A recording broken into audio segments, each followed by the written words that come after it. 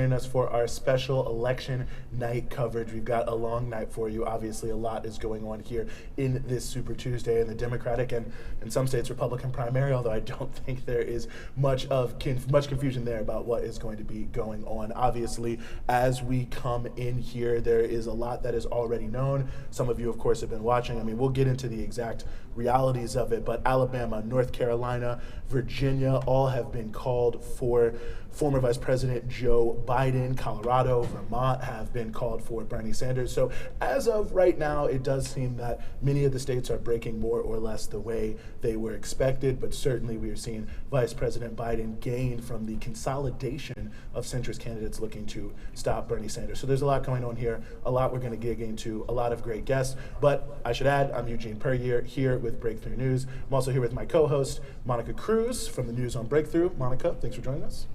Thank you, Eugene. We're really excited for tonight. Like Eugene said, we're here live until midnight. We have an incredible slate of guests joining us, from Katie Halper from Rolling Stone. We have Daniel Lazar and Anya Parampil from the Gray Zone. We're also super excited to be joined by Gloria Riva from the Peace and Freedom Party and the Party for Socialism and Liberation, as well as Jill Stein, of course, with the Green Party. So again, we're on till midnight. Please get your coffee or Red Bull, whatever, ready. We have a really exciting night ahead of us and a lot going on already. No, we do, absolutely. And as we start off the show, we have with us virtually Nicole Roussel, who's an organizer with the Answer Coalition, and here to my right, I guess your left, Michelle Munjanat, who is an organizer in Brooklyn. Michelle, thank you so much for being with us. Thank you so much for having me. Nicole, thank you also for being with us virtually here from Washington, D.C., I should add. So I really appreciate your participation. And, you know, obviously, and Michelle, I want to turn to you first here. I mean, I think that when we're, looking at these elections, when we're looking at what is going on here, there is maybe a little sort of 20,000-foot perspective. And we'll get into a lot of the horse race elements here. We'll get into why people are excited about certain candidates. We'll get into the politics of why Bernie Sanders is, everyone is attempting to stop him else in the race and prevent it from consolidating. But, there are 5 million people who won't be voting at all in this election because they are former felons. Mm-hmm. There's millions of undocumented people. There are a lot of people who, extreme plurality is, minority of people voting in these primaries. Even in the best case scenario, 2008, 40% of people did not vote in this country. So we also see that in addition to what's going on here in the elections, there's a broader context about how people view the role the elections play in their own lives. I was hoping you could talk about that a little bit, because I think, every other election night show tonight is going to get caught up just in the who's winning right now situation. But I think there's a broader context about the future of this country. Thank you, Eugene, for setting that up. I think that's a really critical framing for the elections in the United States. They're defined primarily by who can't participate. And that is something that I really think about and am cognizant about during this election cycle.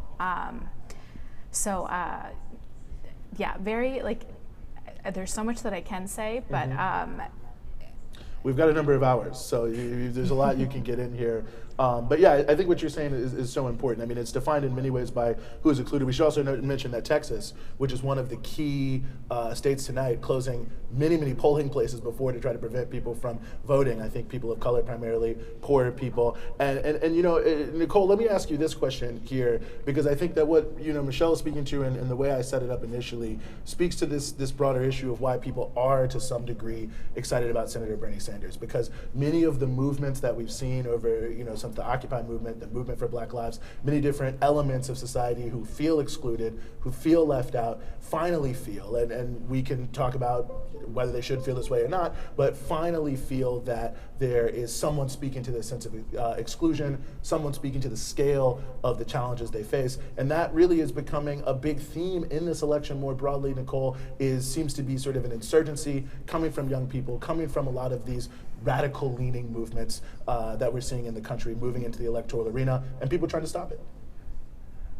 Yeah, that's exactly what's happening. We're watching young people around the country, and not just young people, but really specifically tons of young people pour into the streets for rallies for Bernie Sanders, come out and vote for Bernie Sanders, contribute $5, $10 to Bernie Sanders campaign, people who don't really have extra money.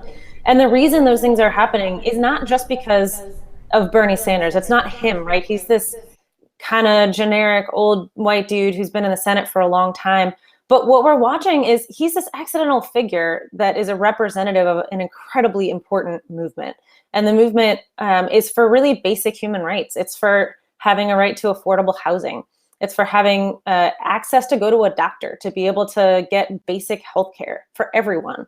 It's about these simple solutions that we all know we all need, right? We all need healthcare. We all need good education from a public institution. We all need housing. And that Sanders, the only one really clearly and simply speaking to those needs, we're really seeing the results from. Even when you look at a state like South Carolina, where Biden did so well, the majority of the Democratic primary voters were Black voters, but when you and they voted overwhelmingly for Joe Biden. But when you divide that Black voting group up in South Carolina by age, again, the young Black voters went out specifically for Sanders, because young people are looking at their futures and realizing that there aren't enough resources, that this capitalist system has really devised, hold them back and hold them down and not let them, really live up to their full potential. And, one more thing I just want to say, and in answering to your first question, there's so many countries around the world that, to just vote every 4 years. You get to decide on healthcare plans. You get to, really look at what education should be teaching our kids. Being able to vote once every 4 years is not a very exciting thing. It's a very minimal participation in our society. And there are so many countries where you get to participate in so many other ways at so many other times. And that's what's really engaging. And I think one of the reasons why so many people do not go. Your question and bring it back to Michelle on sort of a similar piece, because and I'm glad Nicole mentioned the issue of South Carolina. I was looking at some of the exit polls from South Carolina. Obviously it went overwhelmingly for Biden. 53% of those who voted said that they thought the economic system of the United States meant a complete and total overhaul. So obviously Joe Biden is not going to bring that, but I say that just to say that I think the sort of motivations and the media framing, which is Black people are conservative, the Bernie Sanders movement, the Bernie bros, it's just young white people, and that's the narrow reality. A lot of that, whatever we're seeing in some of the results, that most of that bears itself out to not really be true, and in some ways to just be an attack on progressive politics. Most definitely. Bernie is speaking to the stagnation of wages, to the utter destruction and decimation of our social welfare state that we've seen under the neoliberal policies of the Democratic Party, who have constantly capitulated to the Republicans, as we've seen over the past 2 decades, and has led to this incredible crisis. We have 45,000 Americans estimated dying every year because they don't have health insurance. I mean, at any given time, roughly 600,000 people are homeless in the US, while we have 12 million empty homes, 140 million people living in or near poverty.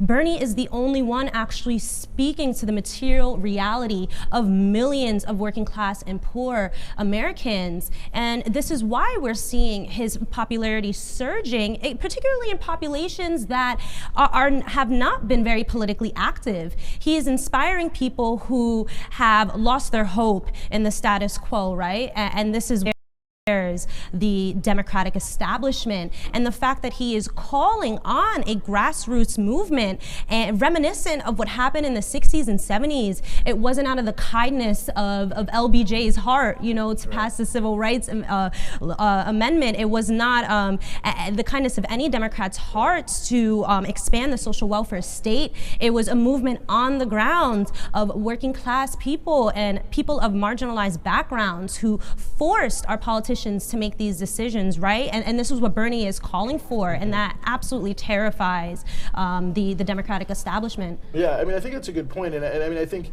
that is the point, maybe in some ways, Michelle, that it isn't so much Bernie Sanders the person, and maybe not even his policies, which I think wouldn't be that radical in many other countries, but just the idea about whether or not the people in power are going to cede anything to those who have been knocking on the door and demanding justice and equality. I agree with you. I think there's incredible energy and motivation and movement. We're seeing traditional voting demographics like Latino voters coming out in large numbers to support Bernie Sanders, which I think is an interesting thing, and it speaks to kind of grassroots organization because I would say even parts of Bernie's platform aren't as truly radical or liberatory as people who are undocumented or Right. of mixed status families would require. I do want to return to Eugene's original prompt of, what is this process when so many people cannot be included? And I want to expand what we consider political activity, and perhaps it is a political decision to stay out of a bourgeois democratic electoral process. Like, maybe the working class does know what's in their best interest, and perhaps they're cutting to the chase and avoiding that entirely. So I really encourage people to look at that as a political decision. In fact, I was at some sort of like grantee meeting, and many of the people in that room were working on getting out the vote for whether it was like local state politics in New York or even for the presidential election. And like, even the people in this field are not really thinking of not voting as a political decision. And perhaps there are progressive voters, or even further to the left, that are not, are going to make politics in a different way. So I think let's try and expand what politics looks like. I mean, we have an expansive politics, we're just not paying attention to it. Yeah, no, I think that's an important thing, is that there are really multiple conversations that are going on when we talk about the quote-unquote political scene. We just sort of get one element of that conversation, but I think it also plays to the role of the mainstream media in this country, which, I mean, look, we saw it with David Wright from ABC, who's suspended from his job, for privately saying, a number of things that I think many people would publicly and openly say to be true. But one of the things that he noted, he said the commercial imperative cannot actually, go with newsmaking. And he actually very much made the point about Biden. He said the media wants to tell that story. It is a good story. The horse race is the story. And if Donald Trump's election didn't reveal anything else beyond this, and Nicole Roussel is also with us here, and I want to bring you back in here, Nicole. I mean, if Donald Trump's election didn't remind us of anything else, it seems that it should certainly remind us of the role that commercial realities play in the media. I mean, the guy got $1 billion in media in the 2016 campaign. Not actually saying anything substantive, but he's a great entertainer. Yeah, in fact, he was saying almost nothing substantive. But you're right. I mean, even the CEO at the time of one of the huge mainstream networks, Les Moons, literally said Donald Trump isn't good for the country, but he sure is good for ratings. And that's true, because, they put these big dramatic statements that Trump would make on air, and I'm sure they do get ratings. But in the meantime, there are people who are sleeping on the street, as Monica said. There are, millions of people without health insurance, and even more without real substantive health care.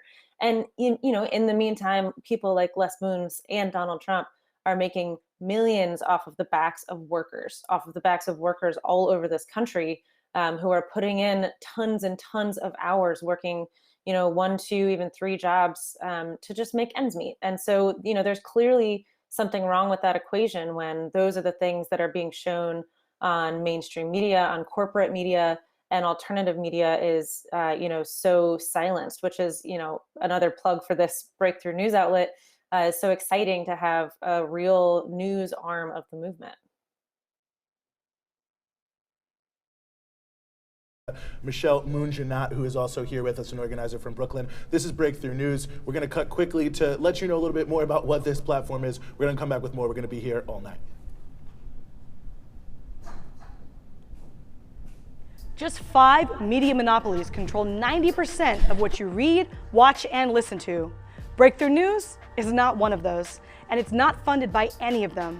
And in fact, our founding mission is to provide independent media for and by poor and working people that highlights the struggles against inequality and empire around the world. People across the globe are resisting, so we want you to join us in building the media arm of a movement. Because we are fighting against the corporate media, that's why we need you to help us. We need funding. We need you to become a patron to support this project. Becoming a patron and supporting the work of Breakthrough is completely possible. While we are waiting right now to come back from the break, you can go to patreon.com/breakthroughnews. At our Patreon, you can pay $5 a month, just $5 a month, and be able to become a Breakthrough collaborator. It means that you're going to receive access to our patrons-only monthly podcast for a deeper dive into weekly topics. You're also going to get early access to teaser segments of our weekly show.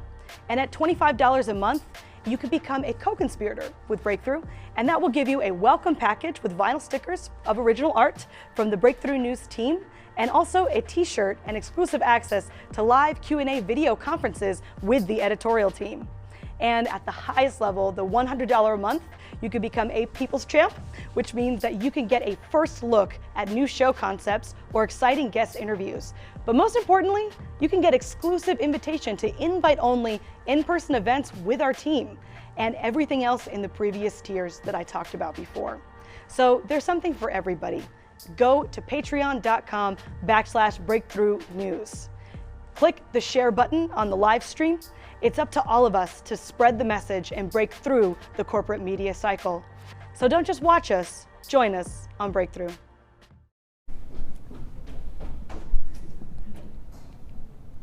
And we are back here. This is the news. You are on Breakthrough. I'm Eugene Puryear. I'm here with Monica Cruz. Thanks for joining us. We're here until midnight. We are here until midnight. We've got a number of great people who are going to be with us. This is our special Super Tuesday Election Night broadcast. For those who are just tuning in, this is, of course, Breakthrough News. You already know that. We're brand new. Hopefully you saw us before. If not, go to breakthroughnews.org. You can learn more about us, become a patron, get a lot of great things. We are here breaking down everything that is happening on Super Tuesday. We're going to be here throughout the night. If you are just looking at results, many things are breaking as we expected. Many of the southern states, Alabama, North Carolina, Virginia, going to Joe Biden. Looks like Bernie Sanders will take Colorado. Certainly he's taking Vermont, big surprise there. But nevertheless, we want to continue to move on here, and we are continue to be joined by Michelle Mujina, who is an organizer from Brooklyn, and we are now joined by one of the contributing editors to the Black Agenda Report, Danny Haifong. Danny, thanks for joining us. Thank you all for having me. Well, I want to go to you here, Danny, because one thing, and we've talked about a little bit of the sort of framing of the election, and you heard it, so feel free to respond to anything you've heard so far, but we've got people watching us from around the world as well here. Obviously, because of the role the U.S. plays around the world, good, bad, or indifferent, the U.S. elections have a huge impact on people in pretty much every country. How do you think the world is seeing both this primary election and the potential general? I think the world is seeing it in many different ways, especially in this time of crisis in the United States. I think the election is really showing that the U.S. is really divided in so many ways, and that a lot of the decisions that happen during elections really do have an impact on what happens around the world. I think that a lot of people around the world are really understanding that whoever gets elected has to face a war machine, an imperialist apparatus that is committed to continuing to reproduce the suffering around the world that we see that the U.S. is at the forefront of. But at the same time, I do think that there is opportunity that people may see around the world with how this Democratic primary is shaping up, with the divides not necessarily being a bad thing, where we do see the idea of climate change really being tackled in a comprehensive way through a Green New Deal, through the idea of ensuring that instead of an arms race, that there's a race to heal the planet from capitalist destruction. But at the same time, the most progressive candidate, Bernie Sanders, remains pretty hostile, at least rhetorically, to nations like Russia and China, which right now are trying to build an independent path from U.S. imperialism. And so some of the remarks he makes, I'm sure, are making people around the world think complexly about how, regardless of the result of the Democratic primary, what would really change around the world. Yeah, I mean, it almost seems, Michelle, that there's a little bit of a schizophrenia to it. I mean, on the one hand, Bernie Sanders stood up at all the debates so far and said, well, let's not make weapons of war, let's cooperate with climate change. Michael Bloomberg, in his own ham-fisted way, well, we do have to find some way to cooperate with China. Tom Steyer's now dropped out, same thing. But then when they're all asked on stage what's the biggest threat to America, they all raise their hand and say China, China, China, China, China, China, China. So there's almost like a have your cake and eat it too moment. It seems like there's a lot of people in this country who don't want to see a new Cold War, don't want to see increased military spending or whatever, and they're sort of trying to speak to that. Obviously, people want to see things about something done about climate change, but then on the same token, there seems to be some other constituency that they're also trying to make happy. I agree that it is very split, and like almost schismatic the discussion of China in the United States. I think I just saw this right before this broadcast, that the New York Times had published something that the world economy would be taking a huge hit because of how China had shut down due to the coronavirus pandemic. And it's like, so how are we supposed to respond to like a pandemic, right? Mm-hmm. Like, is China supposed to keep its markets open indefinitely for exploitation by us and other countries, or do we care about Chinese people as individuals? And so that's just discourse that I don't think should fly in a Democratic primary or in an electoral discourse that is progressive. And I just think it's very, I think we can very smoothly like see a transition from like war on terror, although that is still ongoing, to like the supplanting of that narrative with like Russia, which is now like a boogeyman in all senses of the word, and now China is like the other narrative, that we should be afraid of. So I am very like concerned. I'm concerned about even discourse by young people, by our generation, about China. Well, it seems one big issue with all of this, Danny. I mean, and certainly what I've thought from watching many of these debates is the lack of information people really have on many of these important international issues. And you can have sort of a fact-free zone in a lot of these debates because, people aren't really as informed, I think, as they should be. I don't think that's necessarily their fault, but nevertheless, it does influence how the debate plays out. For sure, and Bernie Sanders has never really been an opponent of the national security state. It speaks to the social democratic tradition in many ways historically, but at the same time, we can't also undermine the pressure that someone like Bernie Sanders is under, given that he has had Russiagate thrown at him recently. And it seems like when that happens, when the national security state does clamp down on the electoral process, which it has in many ways, especially the last two elections, we see someone like Bernie Sanders come back and try to cater to the national security state as well as those who support it, which mainly happen to be so-called moderates, who we would probably call reactionaries in the Democratic Party, who see the military-industrial complex as a complete necessity to maintaining their wealth and their privilege and their status moving forward. What's so incredibly, I think, disheartening in some ways is that Bernie Sanders' overall agenda really aligns with China and what it has done. I just got back from China and saw just how committed the entire country is to renewable energy, how much Xi Jinping has moved forward in ensuring that China is at the forefront of producing renewable energy, as well as implementing within China, within its own economy, so that not only can China grow, but it can also ensure that it's leading this fight against climate change. And so I think Bernie Sanders and Xi Jinping actually have a lot in common, but unfortunately U.S. politics are so closed off, they're so suffocating because the national security state and the imperialist apparatus does not want to see these issues discussed in a real way.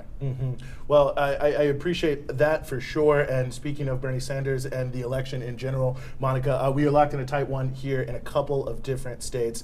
As I said earlier, a lot of the obvious ones are breaking the way you might expect. Sanders taking Colorado, we expected that. Biden taking Alabama, North Carolina, Virginia, generally hewing towards the South. It certainly looks like Sanders doing well in the West and in the Northeast. Interestingly enough, there are at least some news outlets that are calling Minnesota for Joe Biden. Now that's an important issue on a number of different fronts, Monica, but most notably because Amy Klobuchar drops out of the race. She doesn't even give a concession speech. She just flies directly to Biden's rally in Dallas to speak to it, as it were. But this centrist consolidation, as it were, around any candidate other than Bernie Sanders for a while, now it appears to be Joe Biden. But seeing him get this win in Minnesota, I think is just another sign, of sort of the other side of this coin. Obviously, we've seen the surge of Bernie Sanders to some degree, but now it seems like we might be seeing a coalescing, almost a counter surge coming from those who feel like this progressive insurgency shouldn't come to pass. For sure. And I mean, I'm really wondering what was the payout for all these folks just in 3 days to drop out of the race and to put all of their coins behind Biden. Again, it just goes to show the absolute fear that Bernie, but more importantly than him as an individual, as we said, but the movement that he has inspired of working class and poor people, it's absolutely terrifying to the establishment, right? And it's unfortunate to see all of these folks just so easily sell out to play into the same status quo politics we're seeing time and time and time again here in America. So I think it's going to be a really exciting night. We know California, no real statistics in on it yet, but we know likely, 11 p.m. Eastern time. Yes, likely to go to Bernie though. What's really interesting is Texas. We have with some of these polls I'm looking at on CNN, Bernie is about 3 points ahead of Biden, so a super close race. Yeah. So it's going to be, again, really interesting to see how this all plays out. Biden is expected to really sweep the South with this whole narrative that black voters prefer Biden, but we're really only seeing this amongst the older crowd. It is Bernie who has largely inspired the youth, young voters from ages 18 to, I think, 34, 35, whatever we're calling the youth nowadays, really moving towards Bernie. People who are less political, polls have been showing, are now being urged into getting involved again because of Bernie. It was really interesting. I saw this really cool graphic showing who supports top donors by profession. We see teachers, nurses, farmers, truck drivers, waiters and waitresses, construction workers among the top donors for Sanders. Now let's turn to Biden. Presidents of companies, managing partners, real estate developers, lawyers, investors. I mean, it really just goes to show who each candidate is really speaking to, right? And again, it's just absolutely terrifying to the establishment on both sides of the major political parties here in the U.S. They're scared of Sanders. They're scared of the movement that he's inspiring. Yeah, no, I think that's a very good point. Texas, there's not a ton in. There's about 33% who are reporting there. Sanders at 28%, Biden at 23%. Bloomberg at third there, whatever you want that to mean, at 18%, but that's obviously way behind. Coming in relatively quickly there in Texas, 34% in now, so we will tell you how that plays out. I will note now, just looking at some of the counties that are in, so far, Bernie Sanders doing pretty well in border counties, which I think is notable given the he's really put himself out there on immigration issues. The other state that is kind of locked in is Massachusetts, Elizabeth Warren's home state. As of right now, she is in third place. So only 19% of the vote is in, and I think some of that could change drastically. Boston, for instance, obviously the main population center there, only 7% of the votes in there. So there are a few of these states that are tight, but we don't quite know how tight they really are as of yet, viewers, because there's not really enough in. Many people are saying that most of these states are too close to call. Of course, we're going to be here till 12 p.m. California isn't going to hit until about 11. It doesn't close until about 11 p.m. Eastern Standard Time. That's 8 p.m. there on the West Coast. I mean, that's another issue, talking about people who are excluded from voting. When do these polls open? When do they close? How many polling stations are open? South Carolina, this wasn't as talked about, but there were a lot of polling stations that were closed in the lead up to it. So, there's a lot here. And of course, the big issue coming out of this will be the delegate count, as it were. Who's really ahead, who's not really ahead. But by and large, I think what we're seeing now, and I think the bottom line of where this election stands at this particular moment, which is about 10 p.m. Eastern Standard Time, is in fact that it is a Sanders-Biden race. I think getting into what that means, what it could mean, what it's going to mean is definitely going to be a big topic of what's going to happen tonight. But we're going to keep you here, or we want you to stay here, because we're going to be here till 12. We're going to be talking about everything. We've got a lot of great guests, including the people at this table, including many more. We're going to go to another quick break, but we're going to come back after this with the news on Breakthrough.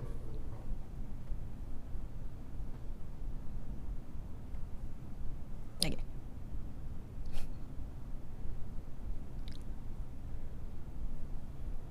Just 5 media monopolies control 90% of what you read, watch, and listen to. Breakthrough News is not one of those, and it's not funded by any of them. And in fact, our founding mission is to provide independent media for and by poor and working people that highlights the struggles against inequality and empire around the world. People across the globe are resisting, so we want you to join us in building the media arm of a movement. Because we are fighting against the corporate media, that's why we need you to help us. We need funding. We need you to become a patron to support this project. Becoming a patron and supporting the work of Breakthrough is completely possible. While we are waiting right now to come back from the break, you can go to patreon.com/breakthroughnews. At our Patreon, you can pay $5 a month, just $5 a month, and be able to become a Breakthrough collaborator. It means that you're going to receive access to our patrons-only monthly podcast for a deeper dive into weekly topics. You're also going to get early access to teaser segments of our weekly show. And at $25 a month, you can become a co-conspirator with Breakthrough, and that will give you a welcome package with vinyl stickers of original art from the Breakthrough News team, and also a t-shirt and exclusive access to live Q&A video conferences with the editorial team. And at the highest level, the $100 a month, you can become a People's Champ, which means that you can get a first look at new show concepts or exciting guest interviews. But most importantly, you can get exclusive invitation to invite-only in-person events with our team and everything else in the previous tiers that I talked about before. So there's something for everybody. Go to patreon.com/breakthroughnews. Click the share button on the live stream. It's up to all of us to spread the message and break through the corporate media cycle. So don't just watch us, join us on Breakthrough. The U.S. and the world are inflicted by poverty, racism, inequality, and war. But if you turn on mainstream media today, you barely know it. We're inundated daily with images of the lifestyles of the rich and famous, an analysis of the news from the perspective of big corporations and warmongers. We see everything but what you really want to know. It's not that the stories are hard to find either, it's just easy for them to ignore. But in every corner of the globe, from small towns to large cities, we know people aren't just hurting, they're also resisting. Movements are growing against inequality and empire. Socialism is gaining in popularity. New voices are finally breaking through decades of suppression and censorship. Their stories need to be told, and their perspectives need to be shared. Because we aren't just critiquing the corporate media, we're breaking through it with our own media featuring the stories that matter to you. That's why we started Breakthrough, a new media platform that goes beyond the status quo. While other networks are just talking at you, we're amplifying our movement. Don't just watch us, join us on Breakthrough.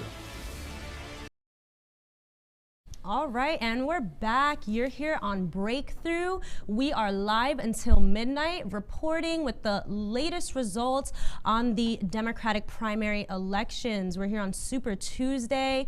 I'm Monica Cruz here with my co-host, Eugene Perrier. We're going to get right into it. We're excited to be joined by organizer here in Brooklyn, well, not technically here, but here in New York City, Michelle Maginot. And we're here with the freelance journalist and author, Daniel Lazar. Thank you for joining us. My pleasure.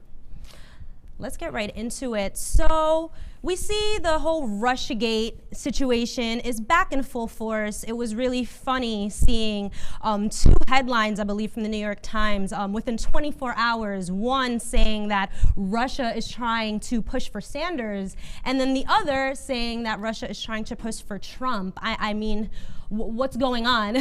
What are we seeing here? Daniel, can you get us right into this conversation on what is up with Russiagate? Well, Russiagate from the beginning has been a mass hysteria based on very little evidence.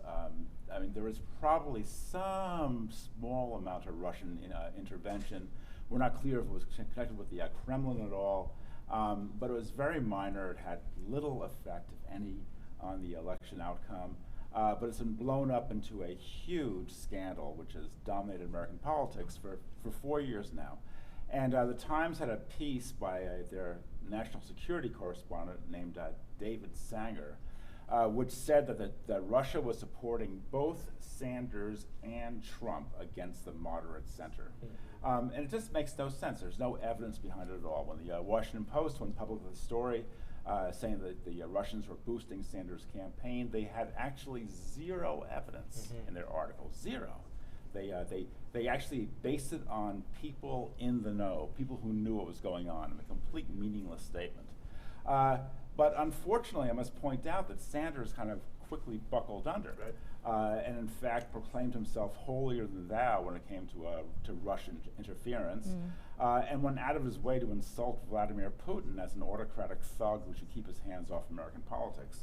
I mean, I don't want to champion Putin as the latest savior, but it was a needless insult, and it sort of showed Sanders very disturbing subservience to the intelligence community's agenda. But he'll, depending on what happens tonight, presuming if he does well, he'll be hit with this again and again and again. They will just clobber him with it. They'll bring up his trip to Russia in '87, his trip to Nicaragua in '85, I believe. They'll find lots of stuff to dig up. And so we'll see how Sanders responds. Yeah, I mean, I think this is an interesting question, and maybe this is my follow-up for you, Daniel, that seems, why some of this also seems like bizarro world to me in many ways, because, you know, things that in certain contexts could be considered mainstream positions. I mean, obviously not everyone was for the Sandinistas in the mid-1980s, but obviously there was a big current of resistance to what the Reagan administration was doing. There were many people for détente with the Soviet Union.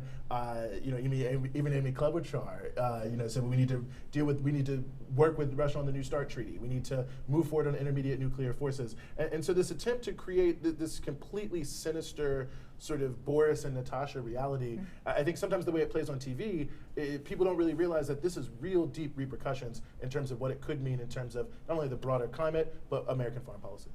Yeah, but we saw it with Trump, actually. I mean,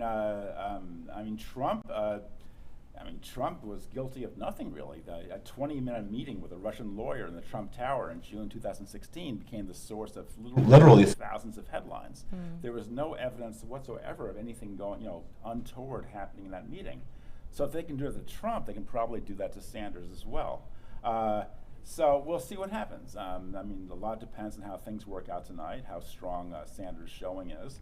But we'll see what they hit him with tomorrow morning. Well, you know, Michelle, I wondered, I mean, is this concerning to you? I mean, obviously there's a lot of conversation about, you know, Russian meddling or whoever it is this week, but certainly we look at what's happening from the intelligence agencies, the things that are obviously being leaked. I mean, I think we can link that to a long history. I mean, obviously, especially the FBI, which has been a little bit left out of this conversation, and the role many of these intelligence agencies have played in U.S. politics in the past, some of which, you know, they've even had to repudiate because it was so widely, you know, disliked and panned and illegal at the time. I mean, is this something that maybe not only concerns you, but in the context of an election where we're not really just talking about Bernie Sanders, but him as a representation of growing social movements, what this could really mean about sort of law and order, repression, national security as it results to many of these issues? I mean, we're seeing the criminalization of pipeline protesters. Let me not editorialize too much, but I just wonder if this is something that you feel is maybe should be a bigger theme for maybe voters themselves and people looking at the election. I think, though, that's a good question to raise. I haven't thought about it exactly that way because I'm less concerned. I mean, I think any organizing that is beyond the pale of what neoliberalism considers acceptable is risky. So I think, you know, like there's many risks that are tied up with organizing in the United States. I am really concerned about the Russian narrative for the world. Like, you know, this Russia story has been a very convenient way to imperil the situation in Syria. Even with Iran after the assassination of General Soleimani, you know, it is constantly coming up. In Venezuela, Russia is demonized, as is China, in supporting the Bolivarian process. So for me, like the lens I'm looking through is through empire and what states are successfully building alternatives to the American unipolar order. And so I think that is very concerning, is while it has an effect on our local and domestic politics, I think what's happening internationally should be a very large concern. But I also think about like the special packaging propaganda is wrapped in. The Russian narrative really sticks well with people who grew up with the Cold War, who are on a steady diet of MSNBC. But I think the people and the younger people in organizing spaces are a little bit more reticent to accept this narrative, which is great. But right at the ready is this anti-China narrative, which many people of all generations are kind of accepting. So. Yeah, no, I mean, I think there's a lot there, and I certainly want to, get some of your thoughts if you had them as well, Monica, on sort of this broader issue. But I do actually want to just raise one issue. One thing I don't want to lose track of as we are talking throughout the night is what role, if any, voter suppression is playing. The things we've seen from voter ID laws to closing of polling places. This is something in some of these states, especially Texas. We're getting reports now. There have been very long lines all day in Texas at universities and in Harris County, that's where Houston is, with working class communities of color, places that are often underfunded by election authorities. Now, if there's long lines, that means a lot of people are coming to vote, so we'll see what kind of impact it has. I don't want to necessarily say anything about that, but I do want to say that a reflection of the fact that there are many states in this country that want to make it as hard for people to vote as possible, which I think is certainly a challenge. I want to note here, I'm sorry, Monica, I don't want to cut you off, I want to go to you, but we do have Jill Stein, who is the 2016 presidential candidate of the Green Party, also 2012, joining us here. Jill, thank you so much for being with us here on the show. It's great to be with you. I'm just getting your image up here and dealing with an echo. Let's see, are you hearing me okay?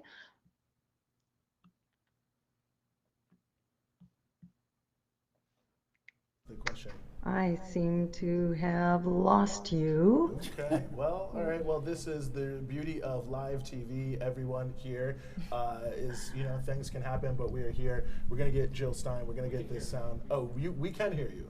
We can hear you. Can you hear us is the question. Okay, now I can hear you again. Yes. Boom. Great. All right, there it is. Shout out to the Breakthrough News technical team for working through all of this as well. So let's just jump right into it. I mean, obviously there are a lot of different pieces to this election. I'm sure you've been seeing some of the returns as they've come in. Jill, I mean, obviously I think a lot of it is relatively predictable. We've got some tight races, including in your home state in Massachusetts. But I guess maybe my just question for you is what is your main takeaway from what we have seen here so far with these election results on Super Tuesday and maybe the primary overall? Yeah, I think it's kind of a shocking reminder of how much big money and big media has us, by the throat, and the progress that the Sanders campaign seemed to be making, on a not the perfect agenda, but certainly like way better than any of the other major contenders here, how quickly that was reversed by a full court press and the effort to kind of create a Biden surge, and the hidden hand of Obama that seems to have played a role here in getting a lot of endorsements, in getting Pete and Amy to drop out and endorse Joe Biden. It feels like it's such a mistake, and Biden is getting such a pass here because South Carolina rather happened for various reasons on a very small vote, like 20% turnout, and largely an older demographic as well. Yes, it was a state of strong African American representation, but largely older, and a very conservative state at that. And then they pumped it up, and suddenly in 48 hours, Joe Biden is an entity, and his history of just disastrous policies, of a disastrous presentation and disastrous debates. A guy who's run in 3 presidential races and had never won a single state until 3 days ago.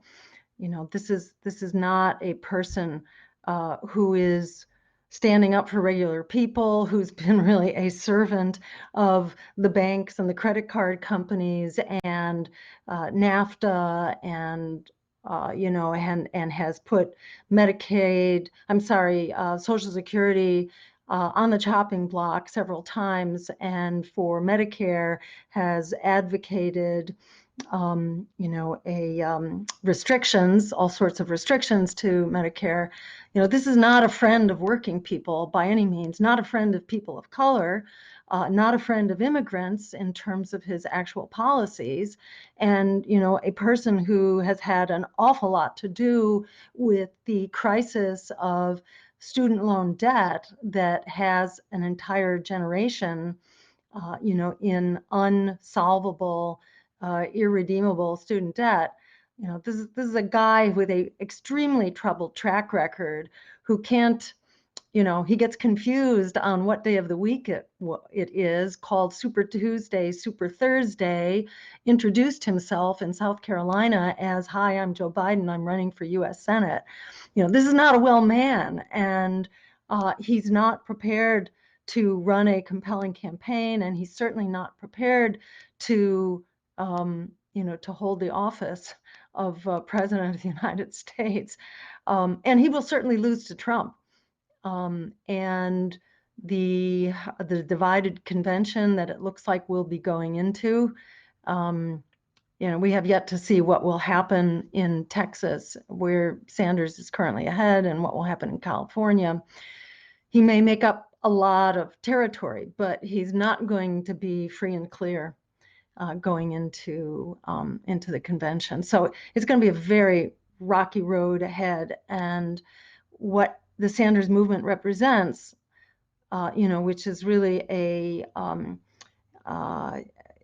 response to the devastation that working people have faced for decades, but which is really especially challenging now, really difficult, with the median income for working Americans at some $18,000, with almost half of Americans unable to afford the health care that they need, either because they're uninsured or underinsured. We have incredible crisis on every front. The unraveling of our democratic institutions, the crisis of climate, and so on. And here we are. The Democrats are basically staying the course that has given us Donald Trump.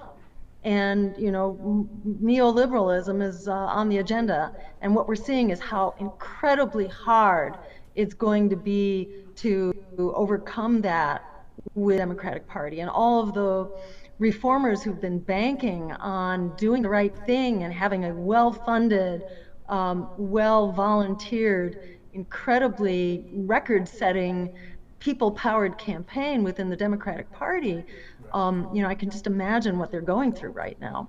Yeah, no, it's a very rude awakening. No, I think it's an important issue, and thank you so much for that. And of course, if you don't listen, that's the voice of Jill Stein. If you were just tuning in here, former Green Party candidate for president. Daniel Lazar, let me turn to you, because I think that's one other issue. We talked about the demonization of Bernie Sanders as a person, but I think many of his supporters may be looking, if he does not succeed in the convention, at third-party options. They're going to be looking at what else they can do. Obviously there will be a lot of pressure on people to come together, on the progressive side behind a Democratic nominee. But that feels like that's sort of another interesting element that we see sort of time and time again in the election cycle is, a certain amount of disaffection, but a push for the lesser of two evils. And I think we're in sort of a new generation of people who may be approaching that for the first time. But I mean, what does this look like if Sanders does not succeed, if there's a large group of people who maybe are up for grabs? I mean, could this be a year where we see more chaotic election outcomes? I mean, I'm curious what you see about this, since there's so much talk about, splitting and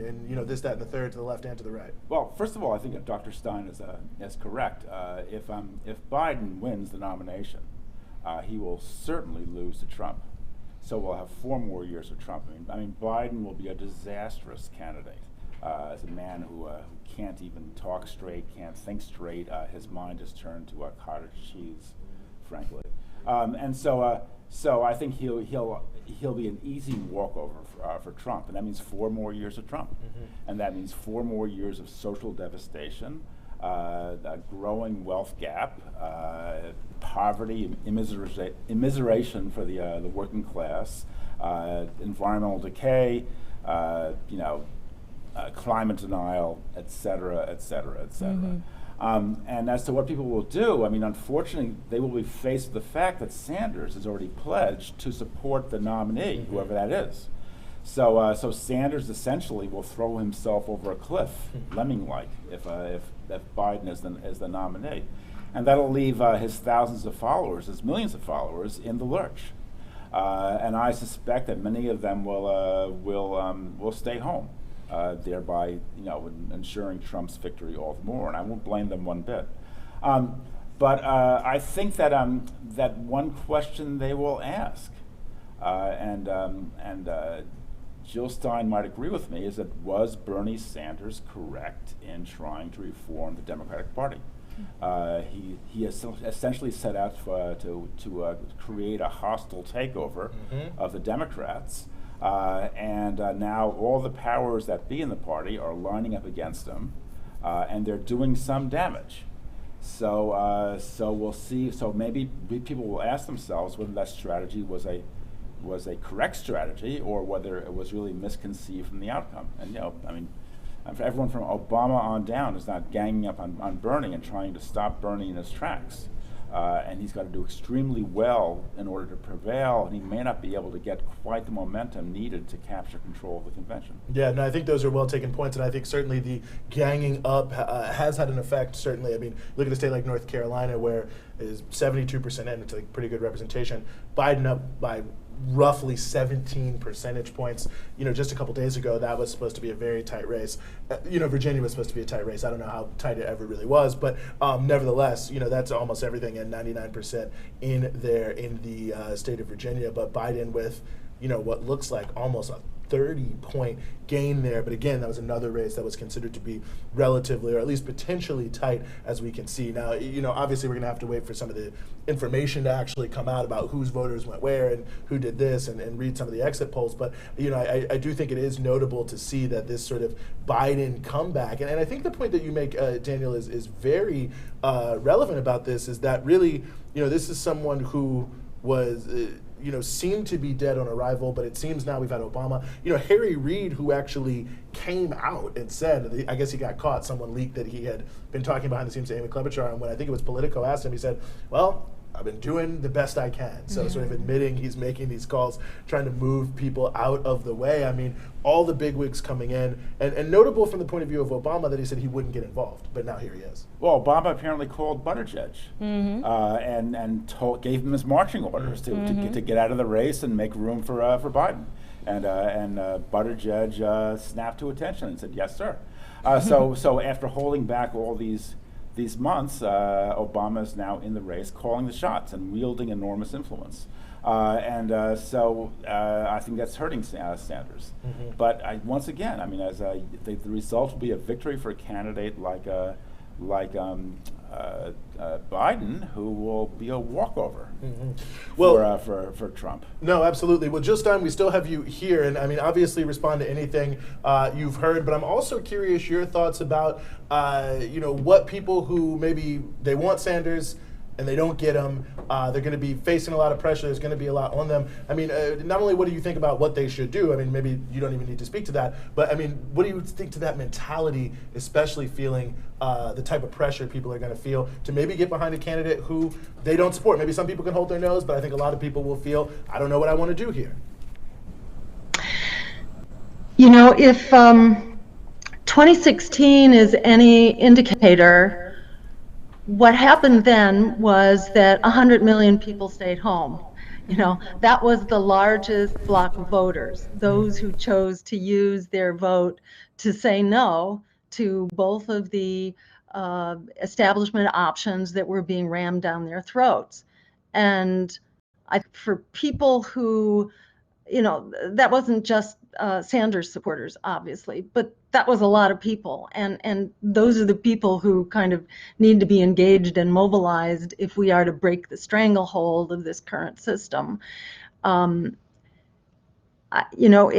a really tough situation that I think those of us who are kind of in the independent politics mode, we've been struggling with this for decades, and there's no easy way out. But I want to just cite two things that I think are really important for us to remember. These are resources that are going to be really important going forward.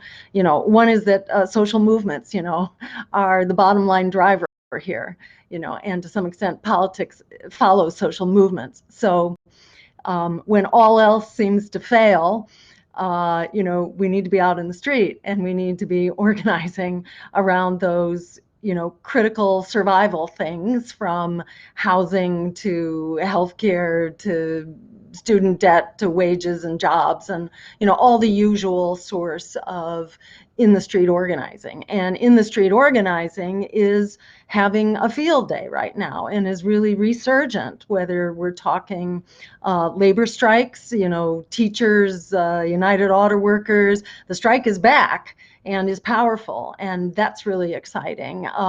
Student strikes, millions of young people who are learning the ropes of strikes, and Extinction Rebellion, and the worker rebellions in France and all over the world right now.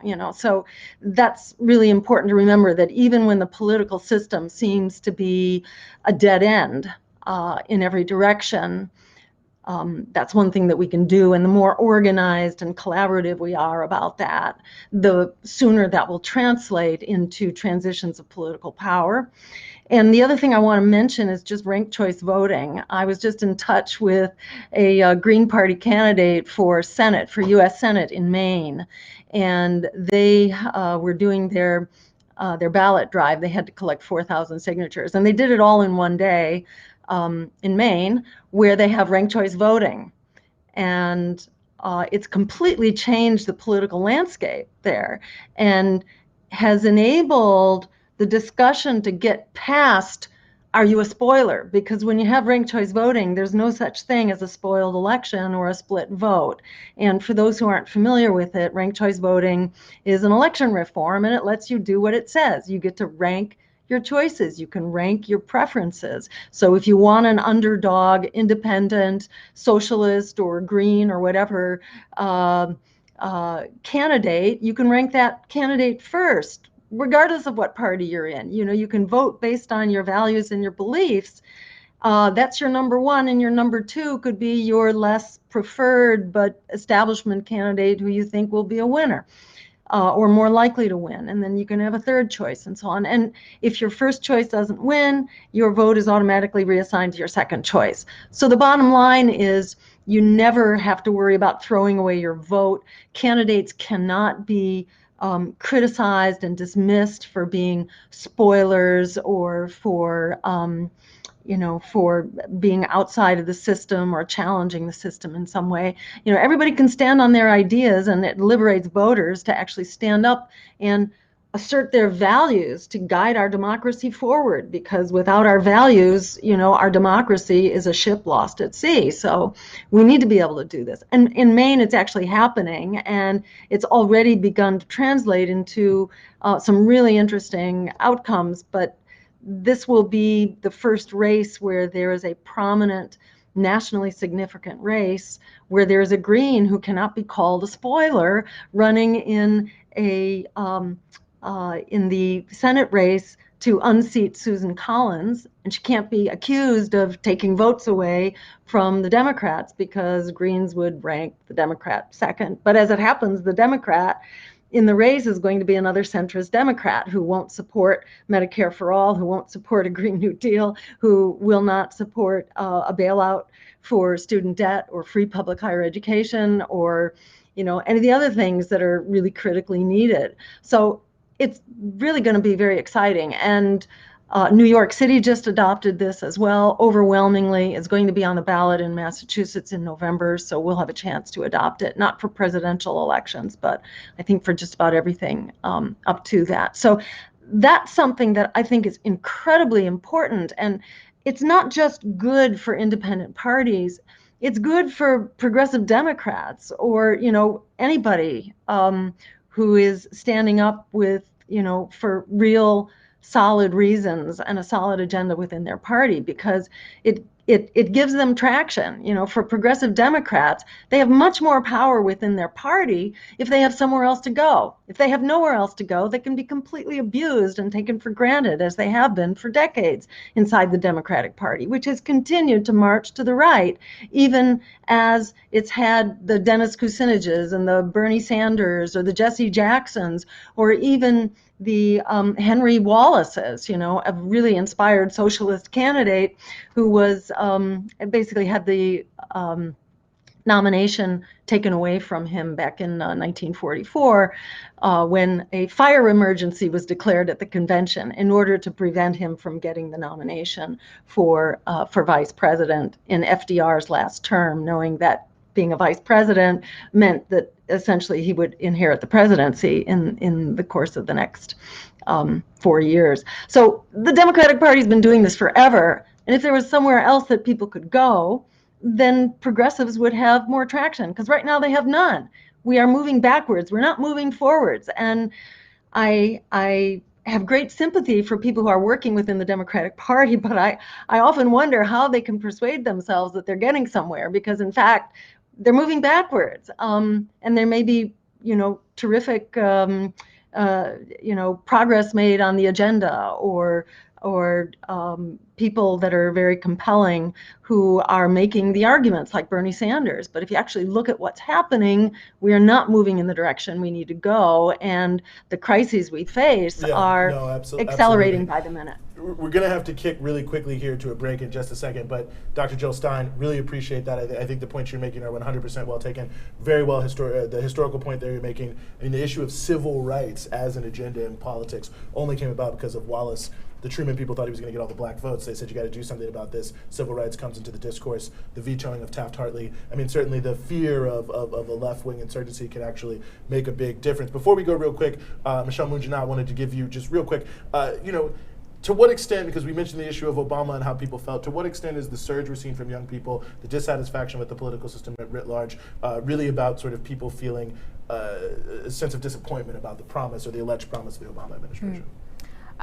You know, I'm getting a lot of flashbacks to just the Obama campaign and just the upswell of youth support and energy for his campaign and his time in office. And I do think that what we are seeing is a manifestation of discontent with you know, the promises of the Obama administration, perhaps seeing that there's not that much of a difference between our two bourgeois parties, and a hope that we can transform. I'm also very worried about this being Obama Part 2. Mm-hmm. No, well, you know, I think there is a few different elements to that, a lot of different elements to that. Real quick, just Jill Stein did mention the Senate race coming up in Maine this year. I actually think that could be the most interesting race in the country in many ways. Independent, Angus King won the Senate there. A lot could happen. Quickly, want to just check in the Alabama Republican Senate primary, where you may remember Roy Moore, believe it or not, coming back, Jeff Sessions coming back. Football fans out here, University of Alabama fans, I'm sorry, so far with 26% of the vote reporting. The coach, Tommy Tuberville, in the lead there. A little War Eagle action. Auburn fans perhaps going to put a little toilet paper on the trees tonight, but nevertheless, we'll see how that shapes up. But quite a cast of characters in that Alabama Senate Republican primary. So we will see how that all plays itself out. But we are going to get ready to go to another break here on Breakthrough News. We're going to be here till 12 o'clock, so we're going to cover everything that's going on this Super Tuesday primary election night and many of the things that people wouldn't even expect, but that are certainly related to this. We're covering it all. I'd say we're a little bit better than MSNBC, CNN, and all the rest, but nevertheless, we will be back after this break. Just 5 media monopolies control 90% of what you read, watch, and listen to. Breakthrough News is not one of those, and it's not funded by any of them. And in fact, our founding mission is to provide independent media for and by poor and working people that highlights the struggles against inequality and empire around the world. People across the globe are resisting, so we want you to join us in building the media arm of a movement. Because we are fighting against the corporate media, that's why we need you to help us. We need funding. We need you to become a patron to support this project. Becoming a patron and supporting the work of Breakthrough is completely possible. While we are waiting right now to come back from the break, you can go to patreon.com/breakthroughnews. At our Patreon, you can pay $5 a month, just $5 a month, and be able to become a Breakthrough collaborator. It means that you're going to receive access to our patrons-only monthly podcast for a deeper dive into weekly topics. You're also going to get early access to teaser segments of our weekly show. And at $25 a month, you can become a co-conspirator with Breakthrough, and that will give you a welcome package with vinyl stickers of original art from the Breakthrough News team, and also a t-shirt and exclusive access to live Q&A video conferences with the editorial team.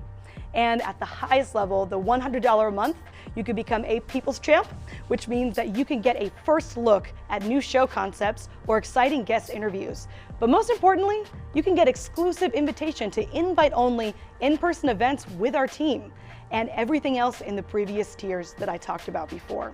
So there's something for everybody. Go to patreon.com/breakthroughnews. Click the share button on the live stream. It's up to all of us to spread the message and break through the corporate media cycle. So don't just watch us, join us on Breakthrough. The U.S. and the world are inflicted by poverty, racism, inequality, and war. But if you turn on mainstream media today, you barely know it. We're inundated daily with images of the lifestyles of the rich and famous, an analysis of the news from the perspective of big corporations and warmongers. We see everything but what you really want to know. It's not that the stories are hard to find either, it's just easy for them to ignore.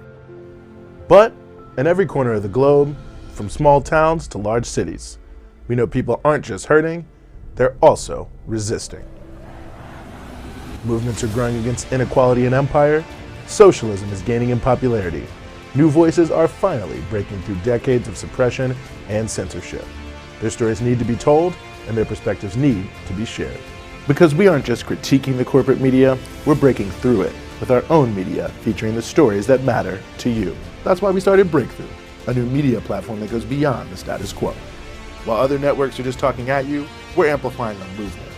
Don't just watch us, join us on Breakthrough. Just 5 media monopolies control 90% of what you read, watch, and listen to.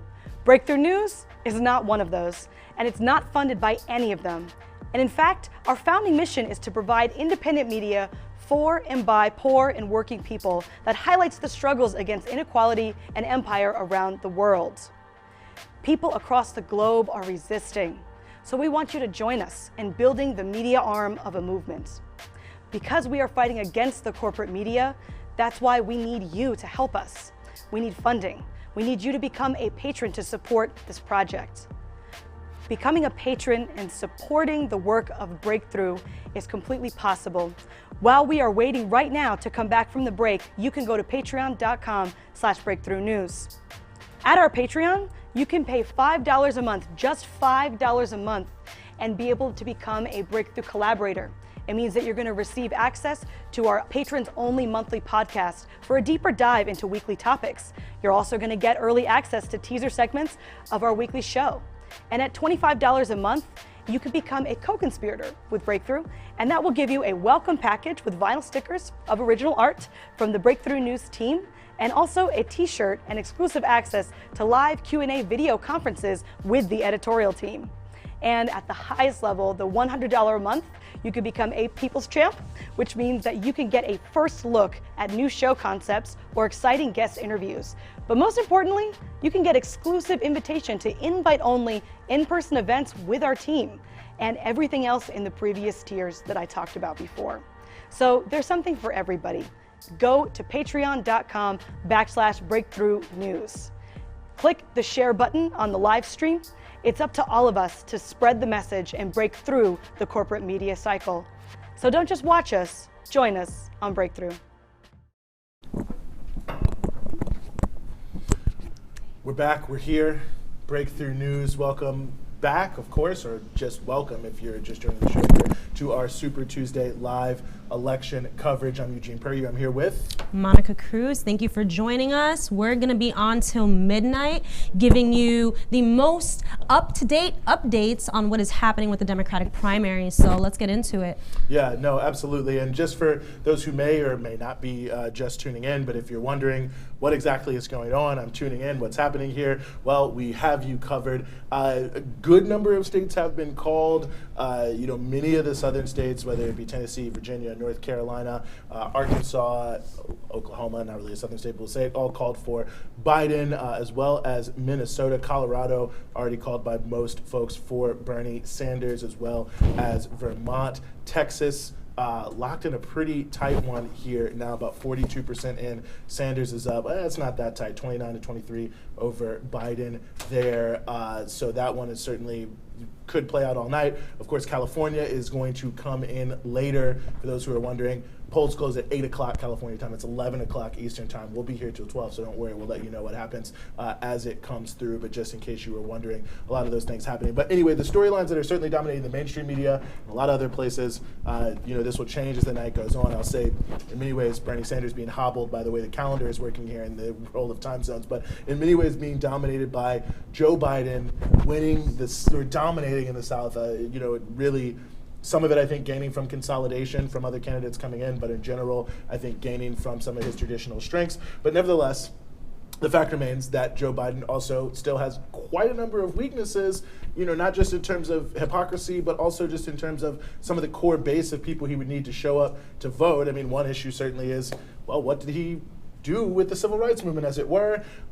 So let's go to some of Joe's own words about that question. When I marched in the civil rights movement, I marched with tens of thousands of others to change attitudes. But he never actually marched in the civil rights movement at all.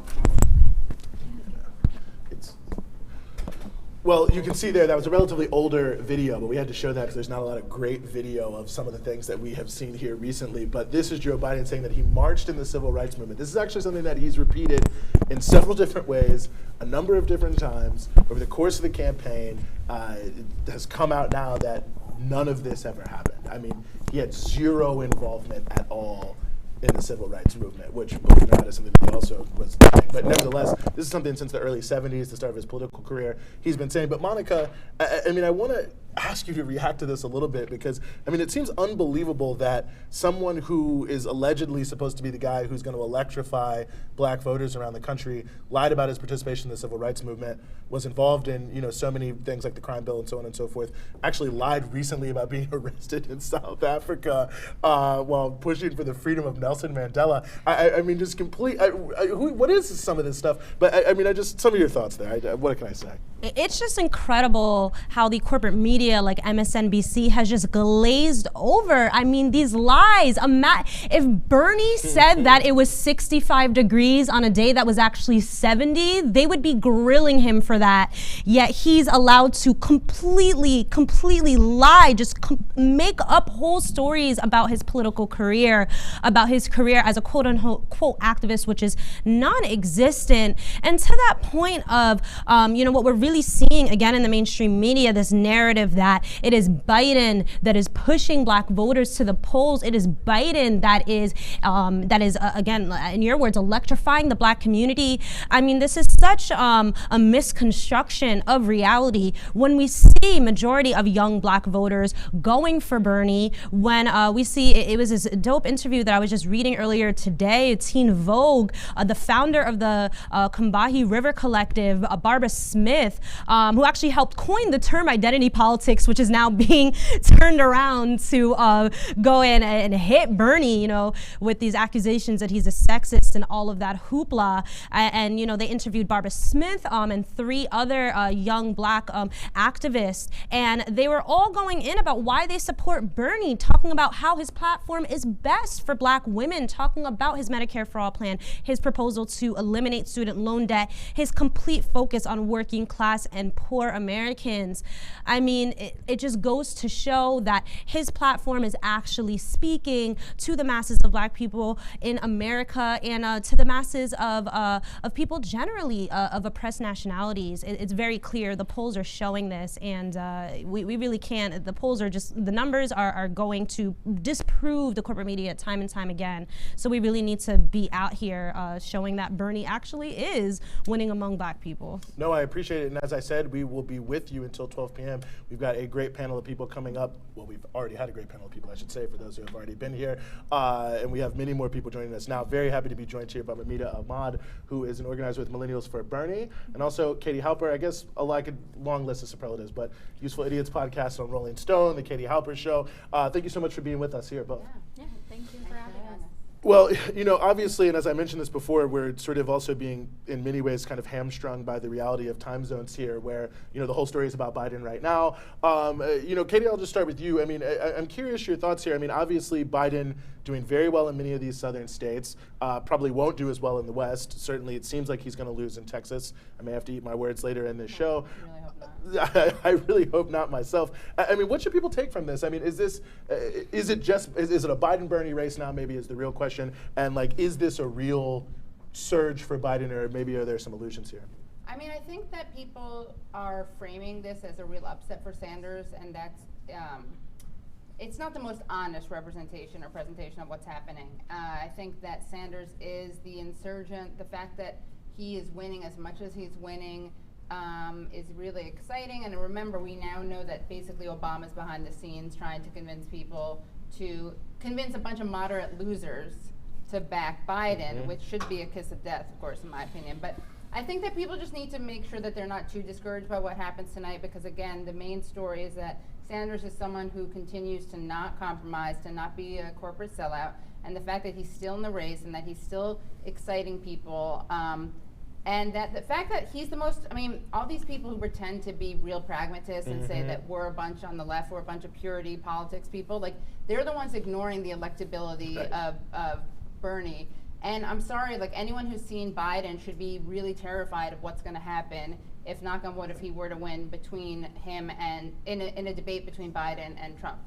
Yeah, I mean, thought he was running for Senate. Mamita, I mean, you know, one of the big things that, obviously we're not watching MSNBC, CNN, Fox, so I don't know what they're talking about, but I suspect that one of the big themes is going to be here, well, you know, Bernie Sanders, it's Bernie bros, it's just young white guys in their mom's basement who are angry at the world powering this, and this shows how Biden is, you know, certainly the candidate of the Black community is how it will be presented, but, you know, I'm curious your perspective on this, because it seems to me that not only what we've seen so far from the voting, but just as they say in college football, the old eye test, you know, the coalition behind Bernie Sanders is very diverse on almost every, you know, sort of token, but that's not really breaking through in terms of this mainstream conversation. I mean, I'm curious what you think about it, but also how it makes you feel as someone who is involved in this election. Yeah, absolutely. I think, as Katie said, this is not an accurate representation of what's going to happen. If you look at where Bernie's strength is, there are places like Michigan, New York, California, Pennsylvania, I would even say there's lots of, and even in Colorado, like where marijuana is legalized there, and Biden literally said marijuana shouldn't be legal, and that's part of the reason why Bernie had such a high turnout over there. And I think as an organizer, grassroots organizer, what I've seen as someone who's going to be Bernie delegate, hopefully, in what I saw is our party, the New York State party, at least the Queens, the Democratic Party, which is the largest county in the country, tried to endorse Joe Biden, and a coalition of Warren and Bernie supporters stopped them from doing so. And what I can tell you on the ground in New York State, Biden does not have enough delegates. So these moves by getting Pete Buttigieg to drop out and Amy Klobuchar to drop out is to really like cut the deficit that he had because of the loss in Iowa and New Hampshire. But I think ultimately it is going to be decided in New York State, it's going to be decided in California, it's going to be decided in Michigan, it's going to be decided in all those other states where Bernie could win, just like he did back in 2016. Yeah, no, good point. I mean, since I mentioned it before, I'll say it now. It looks like the New York Times is calling that Alabama Republican Senate race for Jeff Sessions, I guess, groveling for Donald Trump's support. Auburn fans, I tried to hold one out for you there for the coach, Tommy Tuberville. Didn't make it at the end of the day, although I guess there's still more votes to come here, but it looks like that's going to be called for Jeff Sessions, who will be returning to the Senate. I guess strengthening Donald Trump's, well, I guess whoever was going to win that would have done it. But, you know, it sets up a big battle, though, in Alabama. Obviously, Doug Jones is going to be there. You know, Jeff Sessions is considered the most electable candidate, certainly more than Roy Moore, although I don't know, Tommy Tuberville was also there. But either way, that could be a big race moving forward here, looking into the fall, is that Alabama Senate race. We already mentioned Maine, where there could be a Green Party candidate in the mix. So there's a few of these down-ballot races, more than a few of these down-ballot races, that I think are extraordinarily important in terms of what the broader theme is, Katie, because I think that to some degree, you know, one of the questions that a lot of people are going to be asking about all these races is, you know, how many people turned out to vote? What does the turnout look like? I mean, obviously, Sanders has been the only candidate sort of stressing the issue of the need to bring in new voters, but it doesn't seem like any of these people can win. I mean, we saw this in 2016, unless they can find the people who voted in 2012 who didn't show up, and the people who haven't shown up in 3 or 4 elections because they haven't believed in any of these candidates. Right. I think it's, just to go back to what you said, which was that thankfully you're not watching MSNBC or Fox, but honestly, Fox at least is entertaining. MSNBC is just awful. But I just had the displeasure of watching James Carville kind of like inhaling through his dentures about how, sorry, no disrespect for dentures, there's nothing wrong with dentures. Just descriptive. It just happens to be a very grating sound. Yeah. Trump does it too, by the way. I'm saying this because someone who's a very good Trump impersonator just explained to me that's the sound he's making. Anyway, so James Carville was saying. So he's not addicted to coke. Yeah, no, really, yeah. Okay. I'll say it. Tony Anthony from the Bernie versus Trump tour. We just interviewed him. It's not out yet on Useful Idiots, and he was explaining some of his mannerisms, and that's one of them. And he was really broke it down. So anyway, that his dentures are falling, and he's inhaling, and that's the noise he makes. Anyway, so I heard that again, and it was James Carville who was saying tonight, like, but Bernie has to it's time to drop out. Enough already. Like, I know some people want a revolution, but like most Democrats don't want. It's like. Sorry, I nothing against Louisiana accents either, but like he was acting like he had his finger at all on the pulse of anyone outside of the bubble in which he lives with his wife, who is the Republican equivalent of him. Like, you have no soul when you're married to a Republican spin doctor and you are a Democratic spin doctor. And also a reminder, this is a guy who said about Clinton's accuser, Paula Jones, like, you never know what you'll find when you drag a $100 bill through a trailer park. I mean, this is really an odious person. And the fact that he's sitting on MSNBC opining about the elections, taken seriously. His face lit up when Claire McCaskill, another moderate loser, who of course is on MSNBC because she's as left as you can get because they have a pipeline from the RNC straight into MSNBC. But watching these people pretend that they know how to win elections is really painful. And yeah, I think that Sanders will turn out voters, and he'll turn out voters who have given up on politics, and that's what everyone who, I mean, Obama tried to do that too. You know, that's just how you win an election. Yeah, no, for sure, please. I really want to get into this myth of the Bernie bro, because we're seeing this over and over again. You know, all of this big talk about all these evil online trolls causing all this damage on Twitter, so much violence and da-da-da-da out of Backed Warren. by Russia. Yeah, oh yeah, co-signed by Russia, of course, right? Putin's signature right on every single tweet. But Mamita, I really want to hear from you, right? You are obviously a young woman of color, not a Bernie bro, not this stereotype. She was hit physically by a Clinton bro. Do you know this story? Yeah. In 2016, a white old Clinton. What? I sound so ageist today. Okay. What is going on? He hit her with his cane and his hand. And it was on video, and no one said anything. Of the Bernie movement. You were indeed the Charles Sumner of the Bernie. So you've got a fantastic career ahead of you then. I hope so. What is going on? We need that right now. There is no Bernie bro. I mean, look at what happened in Iowa. Look at what happened in Nevada. I never can pronounce that. Nevada, right? Yeah. All right. That's okay. Yeah. It's a lot of diversity in Bernie's movement, and it is so disrespectful. It's constant erasure of people like me, and Millennials for Bernie was co-founded by women of color, other people of color across the country, And I think the media is just lazy, at least the mainstream media, in terms of actually trying to find out who's involved in these movement-led spaces for Bernie. And yeah, I constantly deal with people harassing me. Biden supporters, I don't know if they're real or not, constantly harassing me and posting things whenever I say anything regards to Bernie or Biden. And it goes both ways. I think this voter shaming thing that the Democratic Party does, there's a double standard. Two, it's unfair because, hello, it's the internet. Right. You can't control the internet. Right. There's going to be people who are going to say certain things. Bernie's not a messiah. It's unfair because they'll say, oh, but Bernie's like a messiah. They're a cult. Yeah. But at the same breath, they'll say, oh, but he needs to control his supporters. And this right and this like double standard of Bernie. And as you said earlier, if Bernie had made a mistake or said that it's 80 degrees and not 75 degrees, people would flip out. But Joe Biden, from Joe Biden to Beto O'Rourke to even Elizabeth Warren, there were lots of people, lots of these candidates who outright lied about so many issues. Yeah. Yet there's no accountability, no fact checking from our moderators in these debates. Well, to go to some breaking news here, Joe Biden, they're calling Massachusetts for him, and how to parse that, I don't even know. I mean, obviously, it seems like it mainly affects Elizabeth Warren. I mean, obviously, Bernie Sanders was relatively close there, but no one was really predicting that he would win because of, Warren had all the machine endorsements.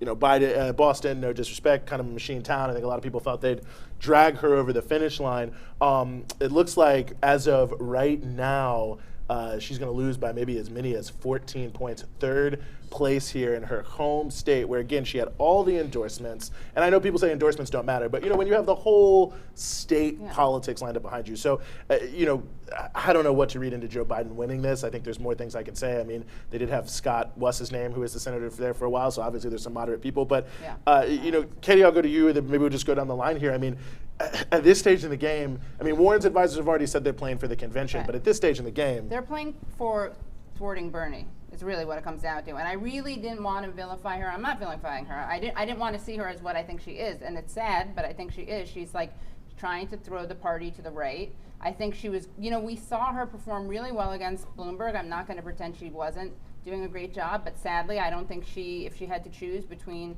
letting the country go into Trump's hands or Bernie's, I'm not sure. Like, if you had asked me a couple months ago, I would have said, of course she'll want Bernie over Trump. I don't know, honestly. I mean, I don't think she wants Bernie over Biden, which is quite scary, and I'll be very happy if I'm wrong. But on a related note with the Bernie bro narrative, I mean, it is so important to, like you said, Mamita, people say mean things on the internet. The difference between Sanders and other candidates, and Sanders supporters and other candidate supporters, is that Sanders has been called on to condemn this time after time after time, and he has. Not a single other candidate has ever condemned. Hillary Clinton did not condemn Wendell Pierce when he was charged with battery for attacking a female Sanders supporter. He was a Clinton supporter. Pete Buttigieg has not condemned his supporters online who attacked a man whose son committed suicide because he was denied coverage, and he's become a real advocate he's a Sanders supporter and a real advocate for Medicare for All because his son literally killed himself because he was in withdrawal from a medication that's known to give people suicidal withdrawal. Buttigieg supporters attacked him, called him names, blamed his son's death on him. I didn't hear anything from Buttigieg. I didn't hear anything from Warren about her supporters harassing people online. Again, if you want to condemn harassment, you should. But I don't see anyone who's using the Bernie bro narrative ever discussing the statements about Nina Turner, the statements about Breonna Joy Gray, the awful thing. I mean, there haven't been articles. If you wanted to write articles about it, you would. It would be newsworthy. But it's and we know this because the same people who are talking about the Bernie bros talked about the Obama boys in 2016. And you have people deleting their old tweets when they called Obama a messiah and they accused his supporters of being sexist. So anyway. Sorry, that's like something that actually really is infuriating because it's such a weaponization and a perversion of the identity politics that people like Barbara Smith created. And it's great to see her endorse Sanders. I saw, I think, Miss Major endorse Sanders from the Stonewall Rebellion. So, I mean, my mom voted for Bernie Sanders in 2016. So, my mom, not a Bernie bro. Yeah. Believe it or not, she's a black woman. But be that as it may, I mean, I do think it makes sense people would be angry because there's no other candidate has like such a fact-free like who is their base and what's going on. People just look at the numbers and they say what they want to say. Mamita, I think Warren supporters are going to say, listen, the rules are the rules. You can stay in as long as you want to stay in. There's a lot of states left in the game. Why should she drop out? Why are people pressuring her to drop out? But I think obviously when you look at sort of the zero-sum game, I think there's a lot of people who are going to argue, well, listen, she's probably not going to win at this point. And if what you want is progressive politics, you should get behind certain Bernie Sanders in sort of a two-horse race, similar to what we've seen with centrists getting behind Biden. I mean, seeing her lose her home state, come in third there, where do you fall on that question? She needs to drop out. I'm sorry, but this is about the policies. It is not about the person. We need Medicare for all in this country, and if she truly believes in Medicare for all, then she's going to get behind the candidate who is going to push for that unwaveringly. And for her to stay in this race at this moment where she did worse than Buttigieg in Nevada and in Iowa, she needs to get behind Bernie right now, because I mean, look at Eve Ensler just endorsed Bernie Sanders, a feminist icon. We have powerful women supporting Bernie Sanders. This isn't a question about, oh, you're not feminist if you tell Liz Warren to drop out, because no, we're feminists because our policies are feminist.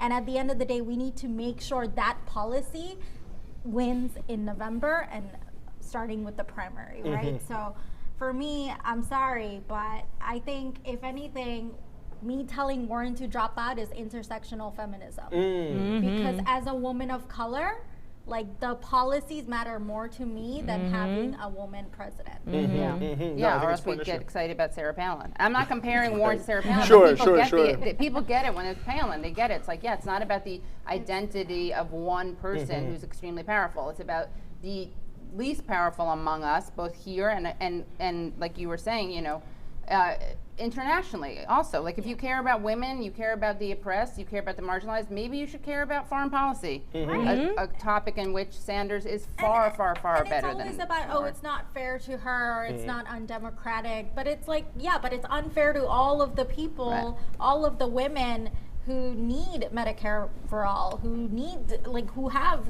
a large amount of student debt. More women go to college than men, so we inherently have more debt than men. So definitely. Right. Also, the Arabs for Bernie movement, the Muslims for Bernie movement, which are obviously, I think most viewers know for the show that those are sometimes overlapping, but not the same things. But both of those movements are totally ignored. I mean, and that's a very exciting thing to see also, especially because he's Jewish. And seeing this coalition and this really this real enthusiasm, kind of unprecedented enthusiasm, is really moving. And hearing people call him Amo Bernie, that's a story that's never told. And and that was in 2016, and people ignored it too. No, it's a huge story, and I mean, I think you could argue, and certainly we could argue this.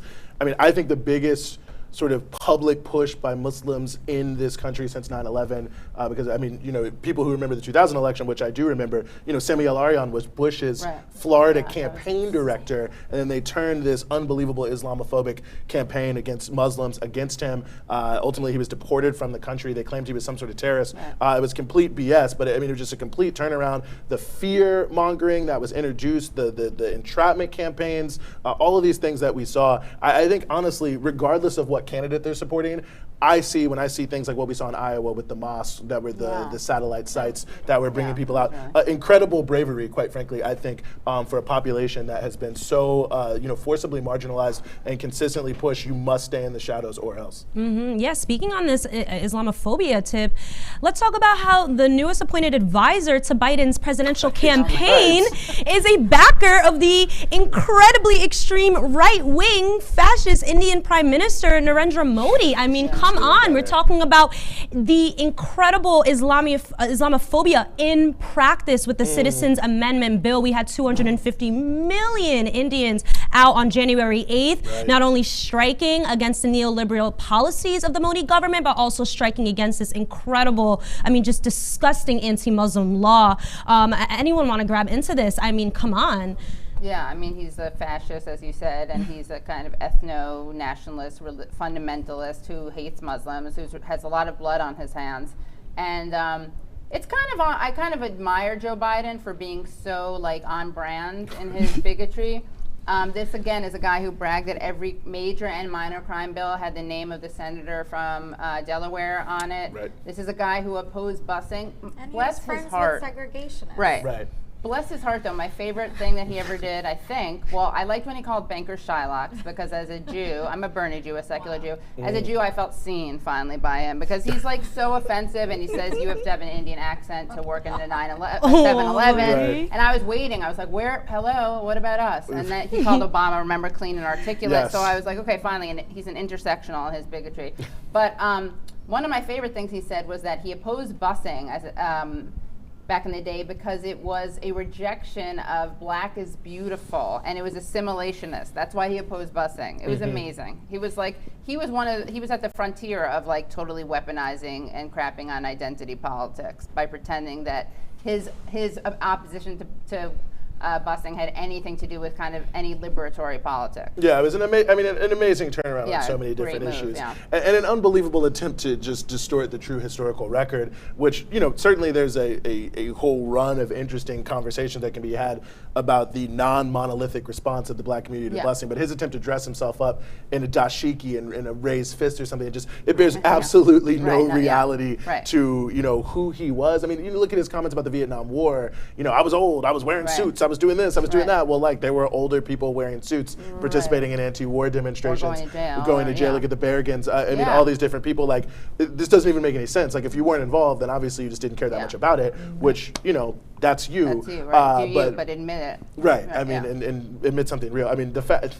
I honestly still can't get over the fact that he said he was arrested in South Africa trying to free Nelson Mandela. I mean, look, it's the line between South Africa and a pool where black people swim and you're a lifeguard is very fine, right? Like, I understand why he confused those two things, because that, of course, was his. When he was called out on this, he was like, "Oh no, I was a lifeguard at a pool with black people in it," and that's where he encountered Corn Pop.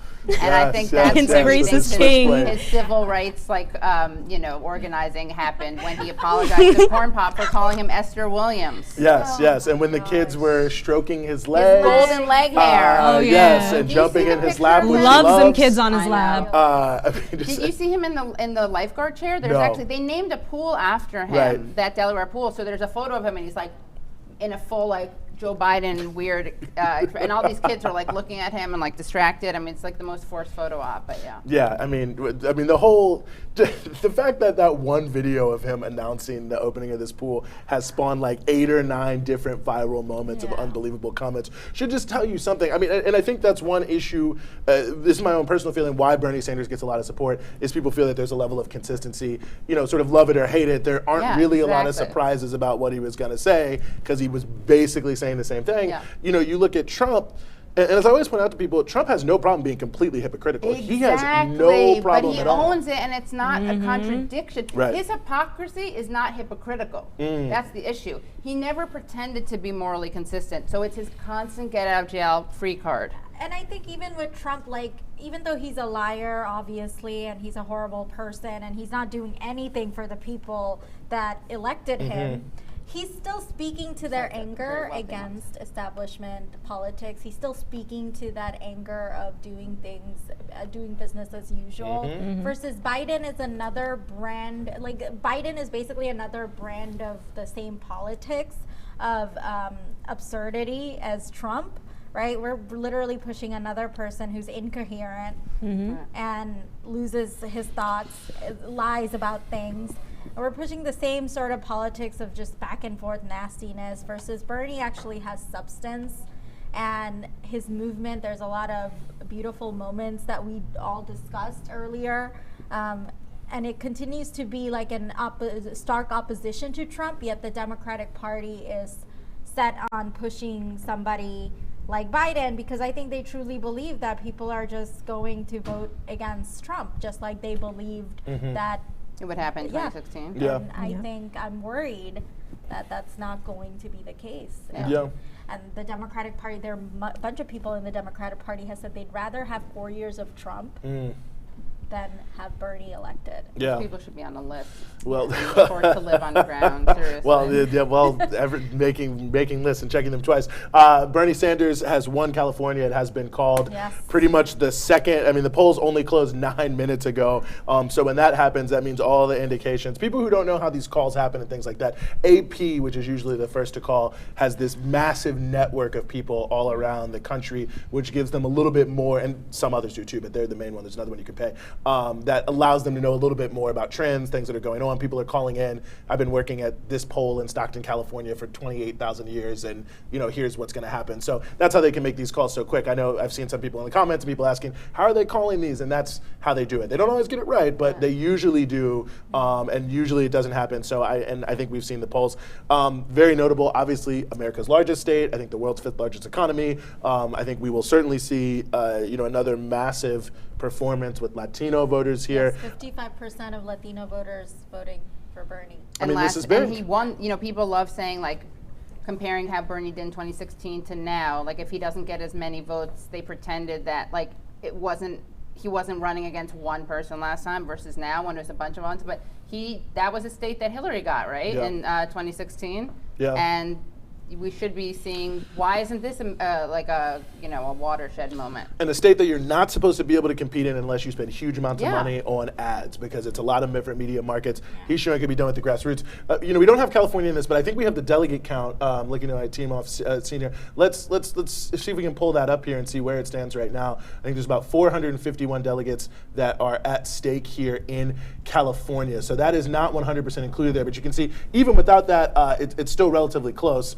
You have to get at least 15% in any of these in order to gain any delegates, and then it can be, some states it's not all proportional, but nevertheless, Sanders will get a big chunk of this, probably jump Biden here. We'll see what happens in different places, but at the end of the day, the thing that actually really matters, and this is one of the elements that is relevant about the election, the thing that actually really matters is who has the most delegates, who has the most votes at the end of the day. Now, that might not matter depending on what happens at the convention, but nevertheless, that's the big race here in some ways, is where the delegate count stands at the end of Super Tuesday. I don't think that it's going to be over yet in a lot of different ways. But real quick before we go to a break, I just want to get some responses from our guests about where you think this leaves things, seeing that Sanders is going to win. California certainly has won Colorado, won Utah, won Vermont. So we're now seeing, as the night goes on, a bit of a shift in the narrative. And maybe Texas, we don't know yet. Right? Maybe Texas. Texas is still out there. I mean, I think that this is going to be one. There's 45% in. Sanders is up by about 4 points. I'm looking at what hasn't come in. A number of border counties haven't come in. The ones who have, Sanders is dominating them. And some of the places where Biden is going to do better, Harris, which is Houston, has not come in much. Dallas has those. So if I had to guess, I'd say it's trending pretty well for Sanders based on what we've seen historically there. But probably take a little bit. So good chance that he could get almost everything west of Mississippi outside of Minnesota and Oklahoma. And I don't know, someone correct me if I'm wrong about that. Yeah, I think at the end of the day, Bernie needs to win a plurality. Even if he doesn't win he needs to win a majority, even if he doesn't win a plurality. I think I got that right. Yeah. Yes. Yeah. Something like that. But at the end of the day, they're trying to not go to round 2. And even if they do go to round 2, and they meaning the establishment, they don't want Sanders to have the popular vote, because then the superdelegates come into play at second round. And if they vote against their constituents, there's going to be the gig is up. Yeah. And I think that, like what you said before about the Donald Trump hypocrisy thing, is so important, and people really don't get this, because you'll be talking to people about, let's say, what world are we living in when Meghan McCain actually makes a good point, which she did. She was like, you can't run on the moral high ground against Trump with Michael Bloomberg, and she was saying this, and Joy Behar is just like, but Trump said this and Trump said that. It's like, that doesn't matter. You can't run against someone by saying Trump is so much worse. And what people don't get is Trump being overtly bigoted and saying very offensive things and saying very distasteful things does not disqualify him. And he is able to call out hypocrisy in other candidates, and it works because he is in many ways like a Teflon candidate, a Teflon guy, because Biden claims to be the moral, upright citizen candidate. Bloomberg does too. That's hypocritical. Trump runs as a guy who cheats the system and wins. That's how he runs. So when he, as he said, he could shoot someone, what was it, Madison, Fifth Avenue, right. and it's true. And people need to get it. Like, if you claim to be someone who takes Trump seriously as an existential, unprecedented threat, then you need to look at how and why he won. You can't just think that because at your dinner parties everyone hates him and thinks the walls are closing in on him, and the next thing is going to expose his Russia this, Russia that. You have to understand that that's your dinner cocktail party circuit, and then there's the rest of the country, and that what works in your sphere is not what's happening in the rest of the country. Yeah, no, I absolutely appreciate that, Katie Halper, Mamita Ahmed. Thank you so much for being with us here. There's a lot still going on. We've still got roughly 45 minutes left here, so we are not going anywhere. We want to turn here. We're not going to go to a break right now. We have Gloria La Riva with us from the state of California, as it were, running in a different primary, the Peace and Freedom Party primary. Hasn't been called 100% yet. I would say that my vast network of sources, though, have assured me that you will emerge, Gloria, with that. But you are running alongside Leonard Peltier there in the Peace and Freedom Party primary. Yeah, I appreciate that. Things are going to change. Yeah. You know, so I want to just get some of your perspective here, Gloria, on a number of things. I mean, obviously we've seen, you know, quite a bit in terms of the election itself. I mean, you're going to be on the ballot in California regardless. Tell us a little bit more about your campaign and what you're doing, and maybe how you're seeing some of the election so far. Well, I'd love to comment first on the election primary tonight, if that's okay, because it's been, you know, not to break the thread. It's very clear, though, in the last 2 days since Biden's victory in North Carolina or South Carolina, is that the DNC would rather have Trump win than Sanders. The other is that with Buttigieg and Klobuchar, Steyer dropping out right away, everything that they had reflected in their politics, some of the issues that were trying to sound sort of like what Sanders has been saying, is because people, they know that the popular issue is healthcare, is the economic struggle that people are experiencing. But the fact that they fell right in for Biden, and including Beto O'Rourke and others, shows that in the end, they're really for the status quo. They're for the way that things have been all along, and the way things will continue to get worse for working class people, because this is what Biden represents. He's changing his whole past and trying to hide the fact that he has a long racist history for mass incarceration and so on, as your other guests have been saying. But this is really what is at stake, and why I think that even though he was moribund, pretty much his campaign dying, he's gotten new life and is giving now the Democratic Party leadership the pretext to go push forward with the idea of a second round in the convention, depending on how the whole primary shakes out. So it's going to continue to be a major struggle for those in the Sanders movement, for the issues that people really want to hear. And I think most people are not being heard from either, because in the population, we have to keep in mind that some 17 million immigrants who are in the classification of permanent residency, meaning they have certain legal rights, but they cannot vote, in addition to perhaps 10 million undocumented, that's 27 million people. People who have been in prison before who still don't have the right to vote, prisoners, and other people who are disenfranchised, including youth under 18. This is a very large part of the population, way over 10% of the whole population, and a higher percentage of those who are of voting age. And I would say without a doubt that they are for more progressive politics, including the right to full rights for immigrants, higher wages, a higher minimum wage, healthcare, and so on. Thank you, Gloria, joining us from California. Now we also have Anya Parampil from the Gray Zone joining us remotely as well. Anya, we're going to toss to you. What are your thoughts on this?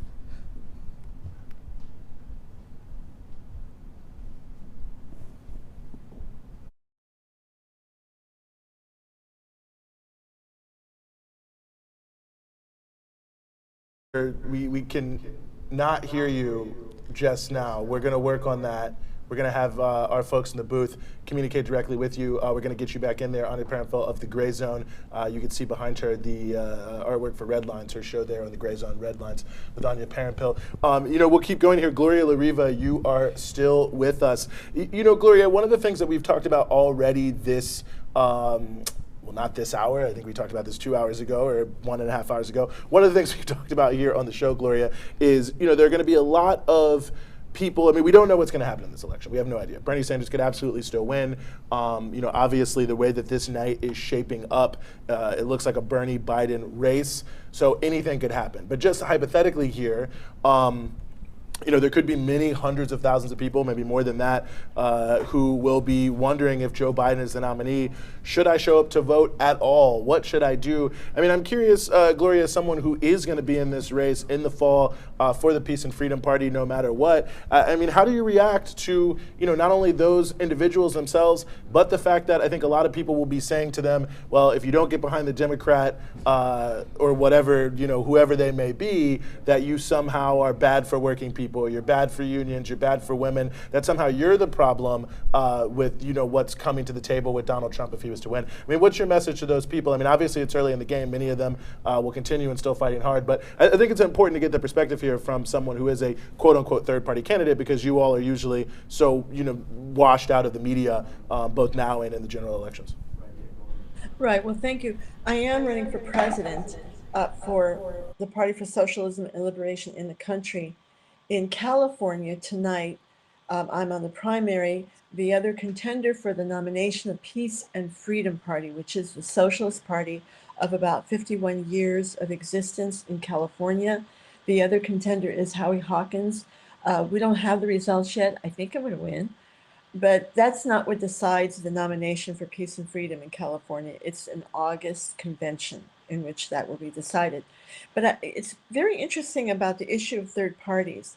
And that is that in many of the states where we will be gathering signatures, we have many volunteers just ready to go out there and collect signatures to get us on the ballot, is that most of them do not qualify us until August and even early September.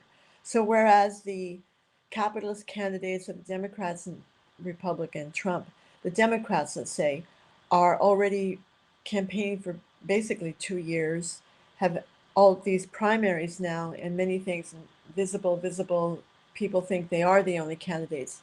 We will not even appear on a ballot or qualify until very close to the election, which is one enormous disadvantage, including not having literally hundreds of millions of dollars raised. But our campaign and the campaign of progressive alternative candidates is very valuable, because it's the progressive candidates that raise issues like Dr. Jill Stein was quite well known in 2016 and raised many, many issues, got some considerable media coverage, and got a good number of votes. I ran as well. And our audience is, we go state to state, town to town, in areas that many others haven't gone. I was just in South Dakota in late January at the Pine Ridge Indian Reservation to meet the community that has been so extremely low pay, the very poorest conditions. The poorest county is where Pine Ridge is in the whole country.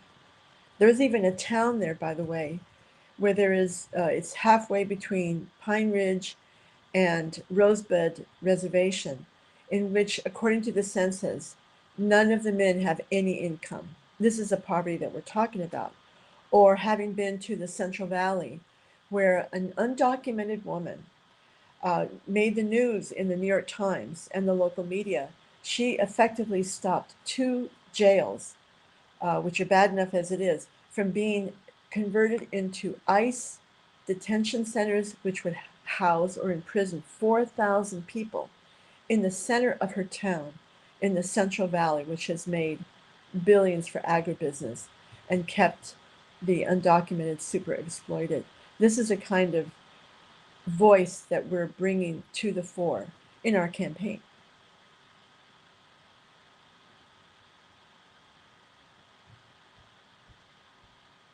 flagging throughout the night is the issue of voter suppression. And I would say that the issue of the petitions that you've laid out there, which anyone who's ever followed this issue, I mean, it's unbelievable the amount of petitions you have to get on in many states. There's a handful that do have a relatively democratic process, but be that as it may, I mean, to me, that's it maybe doesn't seem like voter disenfranchisement. It's about candidates, not voters, but I think it really is a form of voter disenfranchisement because it makes it harder to get choices on the ballot that people want to support. And I think that element of this is a critically important thing to remember about how, I mean, like, yes, we're in quote unquote first past the post elections. First past the post, that means if you get 50 plus 1, you win. But England has first past the post, and there's 2 major parties, but there's still 2 or 3 other viable parties, regional parties. So it's not like it's impossible to have this sort of situation. Anya Parampil, the host of Red Lines at the Gray Zone, you were back with us there. Sorry for those technical difficulties. You've heard a lot, so I just want to bring you in. Comment on whatever you like. Hi, everyone. First, I just wanted to start by congratulating the team at Breakthrough News on your launch today and let you know that I'm honored that you invited me to participate in this first broadcast. I'm sorry for the technical difficulties earlier, so I only caught the end of what you were just saying because I was adjusting. But if we're talking about the results today, I think there are two points that I would emphasize most strongly. One is that this was all very clearly planned by party elites. They had a scenario in place in which they could, ahead of Super Tuesday, sabotage the momentum behind Senator Bernie Sanders. And we know that based on reporting even in the New York Times, which detailed how candidate Mayor Pete Buttigieg dropped out of the race after a phone call with Obama. Amy Klobuchar was subject to similar pressure in order to drop out and endorse Biden ahead of this majorly consequential voting day in the country.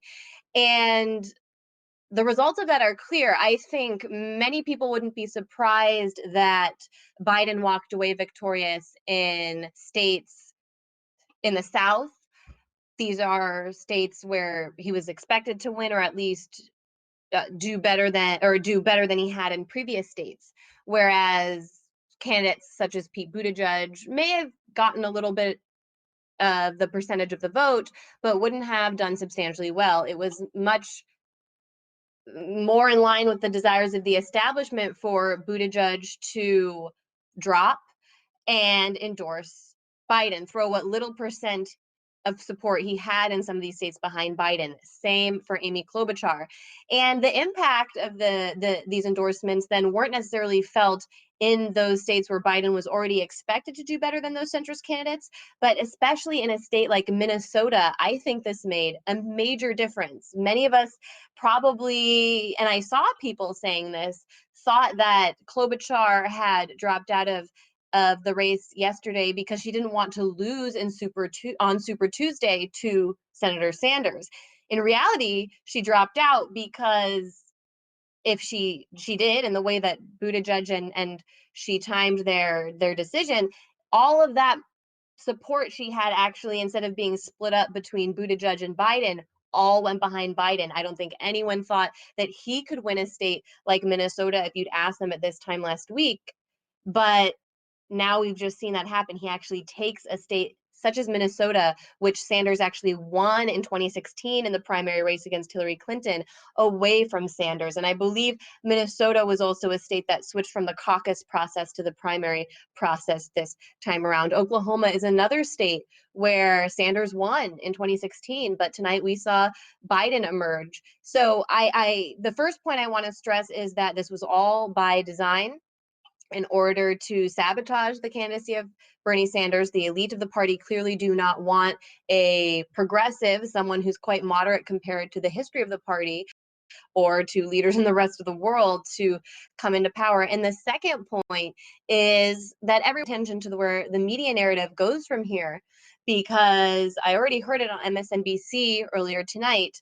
Sanders had a narrative that he is bringing out a section of the country to vote and participate in politics, which has not traditionally come out in the Democratic Party in an excited way for a candidate. And he's speaking to young people who have student debt and don't see a future for themselves. And already mainstream media is trying to warp this into him not having told the truth there and suppress vote, say, look, what he was saying is his path to the nomination and to the presidency isn't true, and so you're better off supporting the same old, same old. The other narrative they'll spin is that Biden was not someone anyone considered to be a front runner in this race at this time last week, but now he's beaten the odds and succeeded in this race. And it goes back to what I think Joel Stein said earlier on your program, that this was really the invisible hand of Obama, which really represents the invisible hand of the Democratic Party establishment. They did the math. They decided this was the most effective way for them to crush the candidacy of Senator Sanders. Definitely. Gloria, I want to turn it back to you. We've seen a big hubbub in the media, whatever you want to call it, over Bernie merely not really congratulating, but acknowledging the effectiveness of the massive program for literacy in Cuba that was implemented after the Cuban Revolution, of course, under the leadership of Fidel Castro, him getting, so demonized for saying one good thing about something that I think most Americans would agree is a good thing, literacy. I know, Gloria, you are a long time, decades-long solidarity activist with Cuba. Can you talk a little bit about this demonization of Sanders and generally your work with building solidarity with Cuba and why that's so important? Yes, thank you. The critics, the pundits, the Democrats who have been one of the biggest proponents of the blockade against Cuba, which is something they don't talk about, but they still enforce, were shameless in their attack on Sanders' comments favorable to the literacy, or the idea of Cuba wiping out illiteracy in 1961. They said things like, yeah, but it was propaganda. And here we have in our country literacy going down and down. I think that the people of the United States have really lost a lot in the demonization of Cuba all these years, not knowing how much the normalization of relations, indeed friendship between the peoples, enjoying the things that Cuba has gained, to see that another country is capable, even with blockade, even being historically underdeveloped by US imperialism and colonialism by the Spaniards before, that even this tiny island could achieve so much. And it would tell the people of the US, if they have free healthcare, if they have free education all the way through graduate school, and why can't we? That's the big, big question that people don't know. The people of the US don't know what they don't know. And I think the blockade, the travel ban, has been very effective in that. So it was a breakthrough for Sanders to, years ago, comment favorably on Nicaragua, on Cuba, having gone to the Soviet Union. He backed away from that in a way. I strongly disagree about the idea of Cuba being a dictatorship in the sense of the word being repression. It's a country where people have the free will to speak and have their opinion. And I always say they not only have an opinion, they have an informed opinion. They have an opinion based on knowing facts, of having real information instead of the corporate media being fed into our heads. But anyway, I think what people don't realize too is that the literacy campaign in Cuba has been extended to more than 30 countries. That Cuba has a program all over the world in dozens of languages called Yes, I Can, meaning Yes, I Can Read. And I've seen it succeed in Venezuela. They wiped out illiteracy in Nicaragua. They've created literacy in the prisons of Nicaragua and other countries. So it's something that we should be proud of bringing up to people and showing the possibilities of what we could have in the United States. Thanks, Gloria. I really appreciate you bringing up this issue of the blockade against Cuba and the incredible sanctions on Cuba, because this is something that's come up. Again, something that Bernie has been critiqued for is standing against these devastating sanctions that we've seen implemented against Iran, right? And now Iran is dealing with one of the deadliest outbreaks of the coronavirus, right? And these sanctions are directly, the issue of sanctions is directly correlated to this, right? Because the corporate media, our mainstream politicians, we're not going to hear much about the impacts of sanctions and how sanctions are literally an act of war. Anya, I know you've been very critical of Bernie Sanders' foreign policy. What do you have to say about his stance voting against more sanctions on Iran and generally this issue of sanctions that isn't talked about? Considering Sanders represents the progressive wing of the Democratic Party, I don't think it's surprising that he's taken the basic and principled vote to vote against sanctions when it's come to vote on the Senate floor. Unfortunately, a lot of these sanctions, especially under the Trump administration, but under the Obama administration as well, are passed as an executive order. And I still do think that in the instance that we did witness a Sanders presidency, I believe that he would step back some of these aggressive policies, economic war policies, which the United States has waged against countries like Iran, Nicaragua, Cuba, and Venezuela. Overall, however, I think his general message and grasp of foreign policy is disappointing. I don't find that to be surprising because he's someone who really represents another generation, a different generation within the Democratic Party, which was more mainstream in the 1960s, but now is kind of considered this relic of the past, when they all did take, or many of them did take, progressive positions. Unfortunately, over the years, many of those people became very centrist or right-wing corporate Democrats. Sanders has remained true.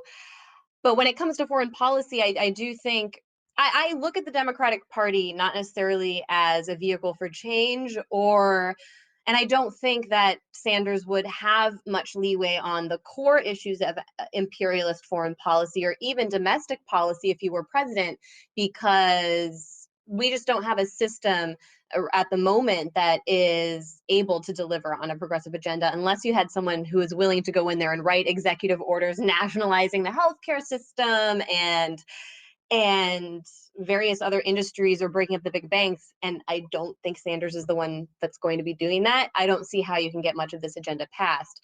However, on foreign policy, where I do think it's worth paying attention to the Democratic Party is where it creates space on the national level for a debate, for a conversation about these issues, and also where it shows the country is politically. And I think if you're going to look at the Democratic Party and assess where the country's at politically when it comes to foreign policy, I think the candidacy of Tulsi Gabbard, the representative from Hawaii, is the most interesting because she's the one who has most consistently placed a critique of endless wars at the center of her campaign and made an issue of connecting it to these other promises such as healthcare, education, things that we can't get unless we have a serious conversation about reining in our military. And the fact that she is staying in the race because she's passionate about these issues, but also that she kind of has this cult following and a reach on networks such as Fox News, which do speak to a massive segment of the population, even if we don't agree with everything politically that's aired on the channel. The fact that she exists in that space with this message tells me that it's something the public in this country care deeply about. It's something they understand when they hear her talk about endless wars and the need to end regime change wars and sanctions. I mean, she mentions these issues far more frequently than Sanders. And it tells me that there is a segment of this population that is looking for not necessarily Tulsi Gabbard, not necessarily for Bernie Sanders, but for someone to emerge and connect these issues on a massive scale and revolutionize the country in a way and revolutionize the way we talk about politics, at least. There's a hunger for that. I don't know who it's going to be, but I don't think they're going to come from the Democratic Party. people who listen to Gloria or pay attention to her campaign, her presidential campaign at the PSL, the Party for Socialism and Liberation, might get a better idea of what that kind of candidate would look like. But I just think when it comes to foreign policy, we shouldn't take the Democratic Party too seriously when it comes to the individuals, but we should reflect on their messages and what that says about the country overall. Yeah, no, I think that's a very good point, and I appreciate you joining us here on the show. In general, Anya, certainly great to have you on here. We want to turn now to Vijay Prashad, who's the director of the Tricontinental Institute for Social Research. Vijay, fantastic to have you. I don't know where you are in the world, but thank you for staying up late to be with us here. You know, we're towards the end. Certainly, it looks like we're in a Biden-Bernie type of race. It looks like Bernie now is leading in Texas for those who are still keeping score with about 51% in. It's a close lead, though, so we'll see what happens in California. Nevertheless, Vijay, you know, there's a rally around the flag effect here for Joe Biden, it seems, with all these various centrist candidates, everyone coming in. You got Harry Reid, you got Barack Obama allegedly making phone calls to try to stop him. You know, you look at Bernie Sanders' policies, they're not that different from Denmark. Why is it, Vijay? Give us some context here to why so many powerful people in America seem so dead set on preventing something that doesn't actually seem that catastrophic or, you know, even a huge change from the way America is right now. Well, great to be with you. Nice to see you in your studio. Well, the first thing to say is that Bernie Sanders most likely has won California and will win Texas. You have to understand that a socialist, an avowed socialist, an open socialist is winning a lot of votes in the United States. You have to take the long road on this. It's important to understand that even in states which seem conservative, he seems to be picking up very large numbers of young voters in particular. There is something troubling, I think, that should give pause to people, which is, you know, this large vote, the most consistent, most reliable demographic that votes for the Democratic Party is the African-American vote. And it is, you know, something to consider why the African-American vote, it seems, from South Carolina right through the US South, has turned to Biden. I think it's not enough to talk about the party elites. I think it's not even enough to talk about voter suppression. There are issues of ideology here. There is the way in which Obama is still looked at with some reverence, and Biden, I think, quite cleverly casts himself, as he puts it, as a Obama-Biden Democrat. I think there's something to look at here, and you know, Bernie Sanders made a run for you know, these votes. The African-American votes in particular didn't get them, not in the numbers particularly that he required. It appears also that in many of these states, older voters have not voted for him. If this is an election that happened 20 years from now, I'd hazard that, you know, somebody like Alexandra Ocasio-Cortez would really clean up on a primary, because young people seem to be very attracted to the Sanders message, to the socialist message. And I think that it's a question of older voters. It's a question of why Bernie Sanders is just not being able to, you know, overcome Biden's so-called Obama-Biden Democrat advantage, particularly among black voters. I think this is something that the campaign needs to think about. I feel that the attack on socialism is something that's, you know, expected, and I don't think people should be upset about it. This is, after all, a capitalist country, an imperialist country. The elites are going to be, they would do their very best to prevent somebody like Bernie Sanders, a socialist with even a moderate socialist agenda, from coming into office. I don't think this should surprise anybody. In fact, it's quite amazing that he's been able to get as far as he has in this system. It's a corrupt system. It's a system, you know, that is lubricated by vast amounts of money. And I think he's only been able to get around that essentially by raising small contributions from people who believe that the system is utterly broken. And I think that's, again, just to repeat what I said at the top, that itself is something to take great hope in. The fact that he's winning millions of voters, that he's able to raise money from millions of people and not from, the very rich and so on. So, I don't see this Super Tuesday event as a disappointment. I think this is an enormous advance for socialism, on its own. And I think the very fact that it's likely he'll win California and might win Texas. I mean, that's something to say. Yeah, no, I mean, I think that's, really in many ways would be unbelievable that Bernie Sanders could win in Texas in many places. And, it's still coming in about 52%. It's about 1 percentage point difference. But as I've said, there are a number of counties that are still out along the border areas. The counties that are in along the border are going towards Bernie Sanders. Now, that being said, many of them don't have a ton of people in them. But nevertheless, it does look like a maybe higher percentage of places you'd expect to go a little bit more towards Biden. Sorry, I have to lean in here to get the exact percentage. 81% in Harris County, that's where Houston is, Biden leading there. So it seems like of votes left to come in, it's not a sure thing, but there are a lot of votes in a lot of counties yet to fully report, some not to report at all, where I suspect that Bernie Sanders will do relatively well. So it'll be interesting to see if his lead starts to extend a little bit, although Biden has closed the gap, as it were. So Texas, obviously a real fight here in a number of different ways, but California, which has the most delegates of any of these, 451, I believe is the number. Nevertheless, 415, had the numbers inverted there. Thank you very much. A little dyslexia on my part.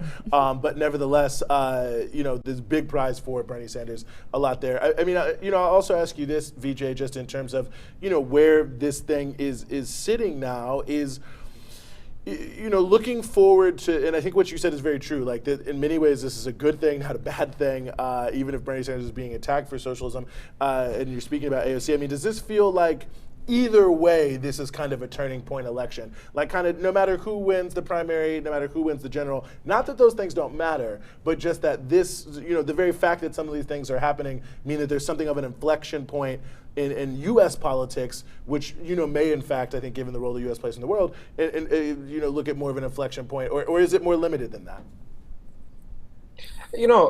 I'm a socialist, and for socialists, the long game is very important, and I think elections are a piece of it. And I'm not one of those people who's cavalier about who wins. I think it would be appalling to have Donald Trump be re-elected in November. I think that would be catastrophic. But I fear that if the Democrats end up nominating somebody like Joe Biden, I don't think he's going to stand a chance against Donald Trump. I mean, he's not a coherent person. He's unable to hold his own. There's a whiff of corruption about him. I'm not going to allude to the things in the Ukraine, but I mean, how does the child of somebody like that, whose competency is in question, earn millions of dollars on the board of a corporation? I mean, the whiff of corruption, I think, is going to be totally manipulated by Donald Trump. And, Trump is a very effective campaigner, and he just needs to win 2 or 3 states. Let's face it. I mean, this is not a country with a genuine election. Most of the states already decided. It's just 2 or 3 states, a handful, that Trump has to win against Biden. And I think that that's the problem, is that if the Democrats put somebody like Biden in, you'll probably get a Trump again. And if you don't get a Trump, you get a Biden. Well, remember, this is the champion of the Iraq War. So from a socialist perspective, the election in November has to be taken seriously, must be taken seriously. It would be ideal if Mr. Sanders was the candidate and could make the case for socialism and reason against Donald Trump. I think that would be ideal. If that's not the situation, a socialist doesn't look at this as a victory or a defeat.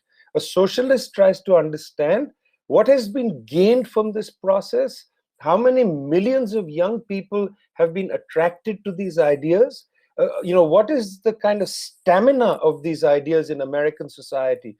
Will these young people be committed to go into their communities to try to implement a socialist agenda, to push some of these ideas, to get elected at low levels, to propagate these ideas, for a generation?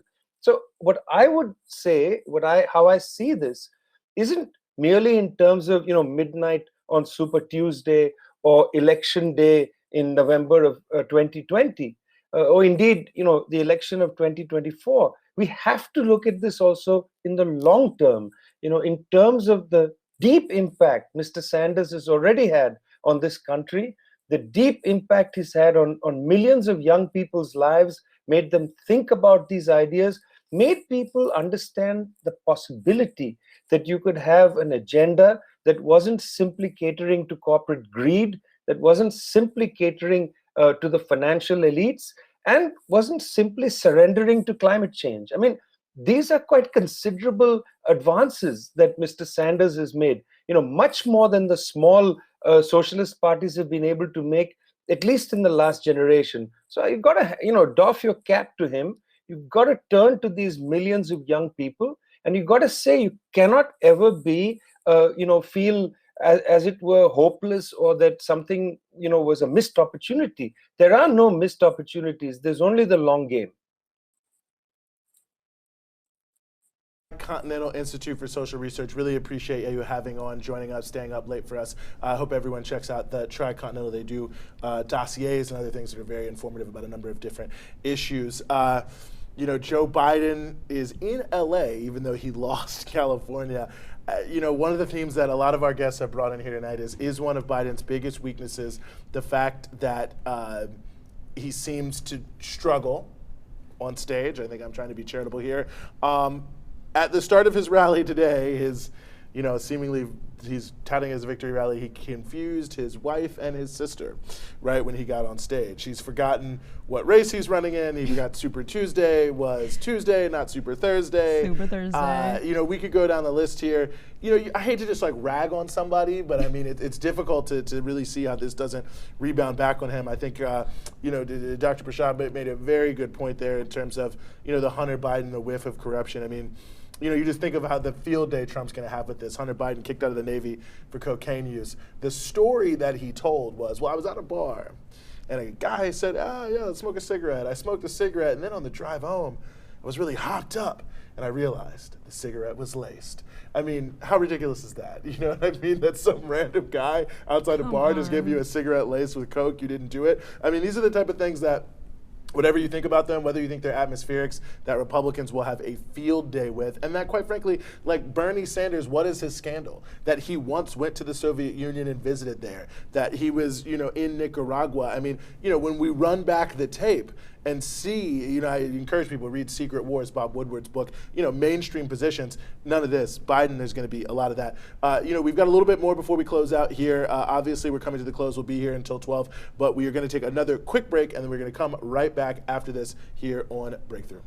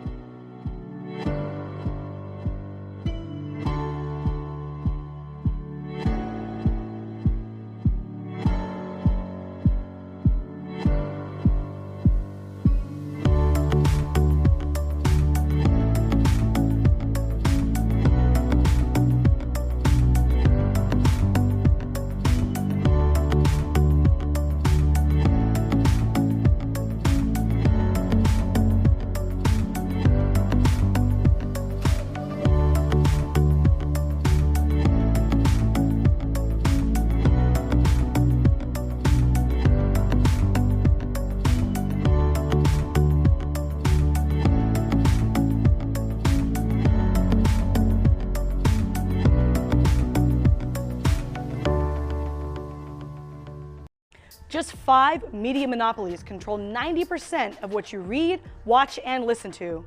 Breakthrough News is not one of those, and it's not funded by any of them. And in fact, our founding mission is to provide independent media for and by poor and working people that highlights the struggles against inequality and empire around the world. People across the globe are resisting, so we want you to join us in building the media arm of a movement. Because we are fighting against the corporate media, that's why we need you to help us. We need funding. We need you to become a patron to support this project. Becoming a patron and supporting the work of Breakthrough is completely possible. While we are waiting right now to come back from the break, you can go to patreon.com/breakthroughnews. At our Patreon, you can pay $5 a month, just $5 a month, and be able to become a Breakthrough collaborator. It means that you're going to receive access to our patrons-only monthly podcast for a deeper dive into weekly topics. You're also going to get early access to teaser segments of our weekly show. And at $25 a month, you can become a co-conspirator with Breakthrough, and that will give you a welcome package with vinyl stickers of original art from the Breakthrough News team, and also a t-shirt and exclusive access to live Q&A video conferences with the editorial team.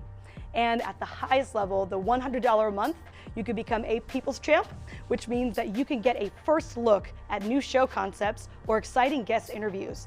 But most importantly, you can get exclusive invitation to invite-only in-person events with our team and everything else in the previous tiers that I talked about before. So there's something for everybody. Go to patreon.com/Breakthrough News.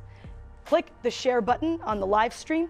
It's up to all of us to spread the message and break through the corporate media cycle. So don't just watch us, join us on Breakthrough.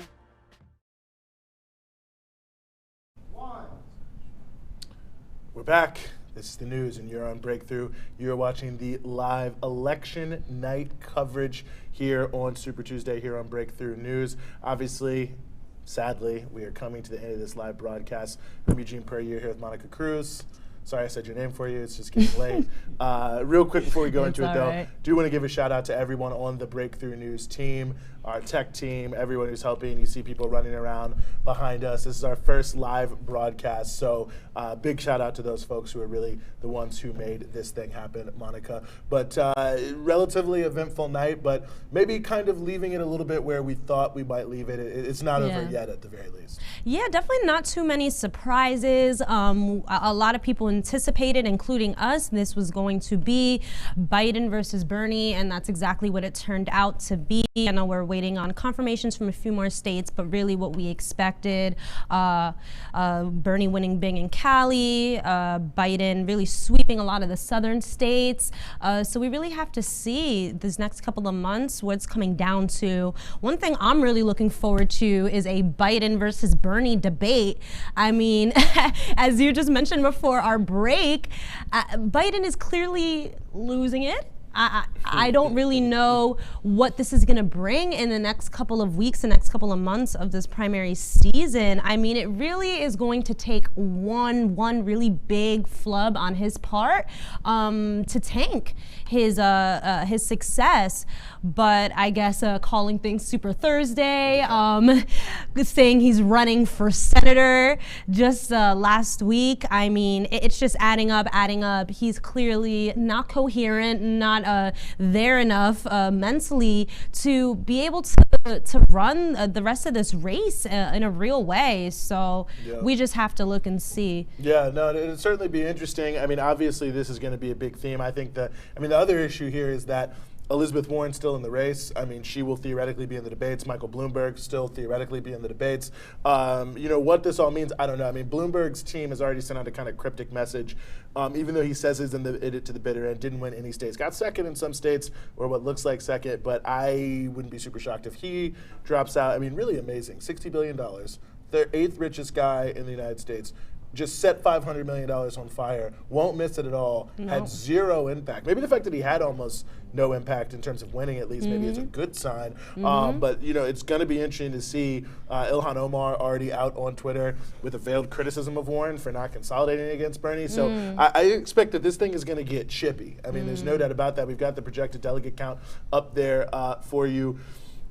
Obviously, Texas is another big prize that is going to come at some point later today. Bernie Sanders is continuing to lead there, but I take that back. It is now tied in Texas with 55% in. I think this one could go late into the night, probably after we're even here on Breakthrough, but that will determine quite a bit. But I think at the end of the day, Monica, when we look at where we really are right now, I think it's that, we have Bernie Sanders' candidacy, this sort of insurgent candidacy, which is a reflection of, this sort of new cycle of mass social struggles we've seen since Occupy, movement for Black Lives, the climate justice movement, all of these different things that seem to be rising to the forefront, sort of an electoral expression of at least some of that. That will continue regardless of what happens to Sanders. I think we've seen that there could be more drama at the Democratic convention depending on what some of these candidates do. That could really up the ante of what really happens here. And I think the general election with Trump will raise a lot of these issues sharply. And regardless of who wins, if Trump wins, continuing to fight on this front. If Bernie Sanders or any other Democrat wins, quite frankly, people fighting and pushing for changes they want to see that aren't going to be as far-reaching, even if it's Bernie Sanders, as I think they might want. So I think bottom line, this is an inflection point election to me. I think this is an election that is reflective of the fact that there is not chaos in the country, but a lot of uncertainty about the direction that it's going in. And I think people want to see big changes, but the system, the establishment, center right, center left, and the Republicans and the Democrats trying to hold back the water from breaking through the dike, as it were, as much as possible with the establishment status quo. That seems to really be it. Most definitely. And I mean, just as Bernie has said on the campaign trail back in 2016, and again now, time and time again, history has shown that it takes a mass movement on the ground, people organizing their own communities, independent of the two major political parties. That is what is going to usher in real change for this country. So again, it's just really a waiting game to see, regardless of who wins in November. People just got to keep organizing, as we know. Yeah, no, absolutely. Well, these are the kind of things that we are going to be covering here on Breakthrough News. Obviously, this is our first live broadcast. Some of you have already seen our promotional videos. We're going to be launching our news show, weekly news show, on March 19th. There's going to be much, much more there. You can become a patron, get access to a lot of backstage, behind the scenes, never released before footage type of offerings that we're going to have here. So we look forward to seeing you every week starting on March 19th, covering the grassroots stories, the struggles of working class people, exploited people, rising movements, and yes, even some of the horse race elements of the Democratic primary, but around the issues that really matter and taking a 20,000-foot view about what it really means about the country and the direction it's going. That's a lot of what we're going to do on Breakthrough, but we cannot do it without you, which is why we always say, don't just watch us, join us on Breakthrough.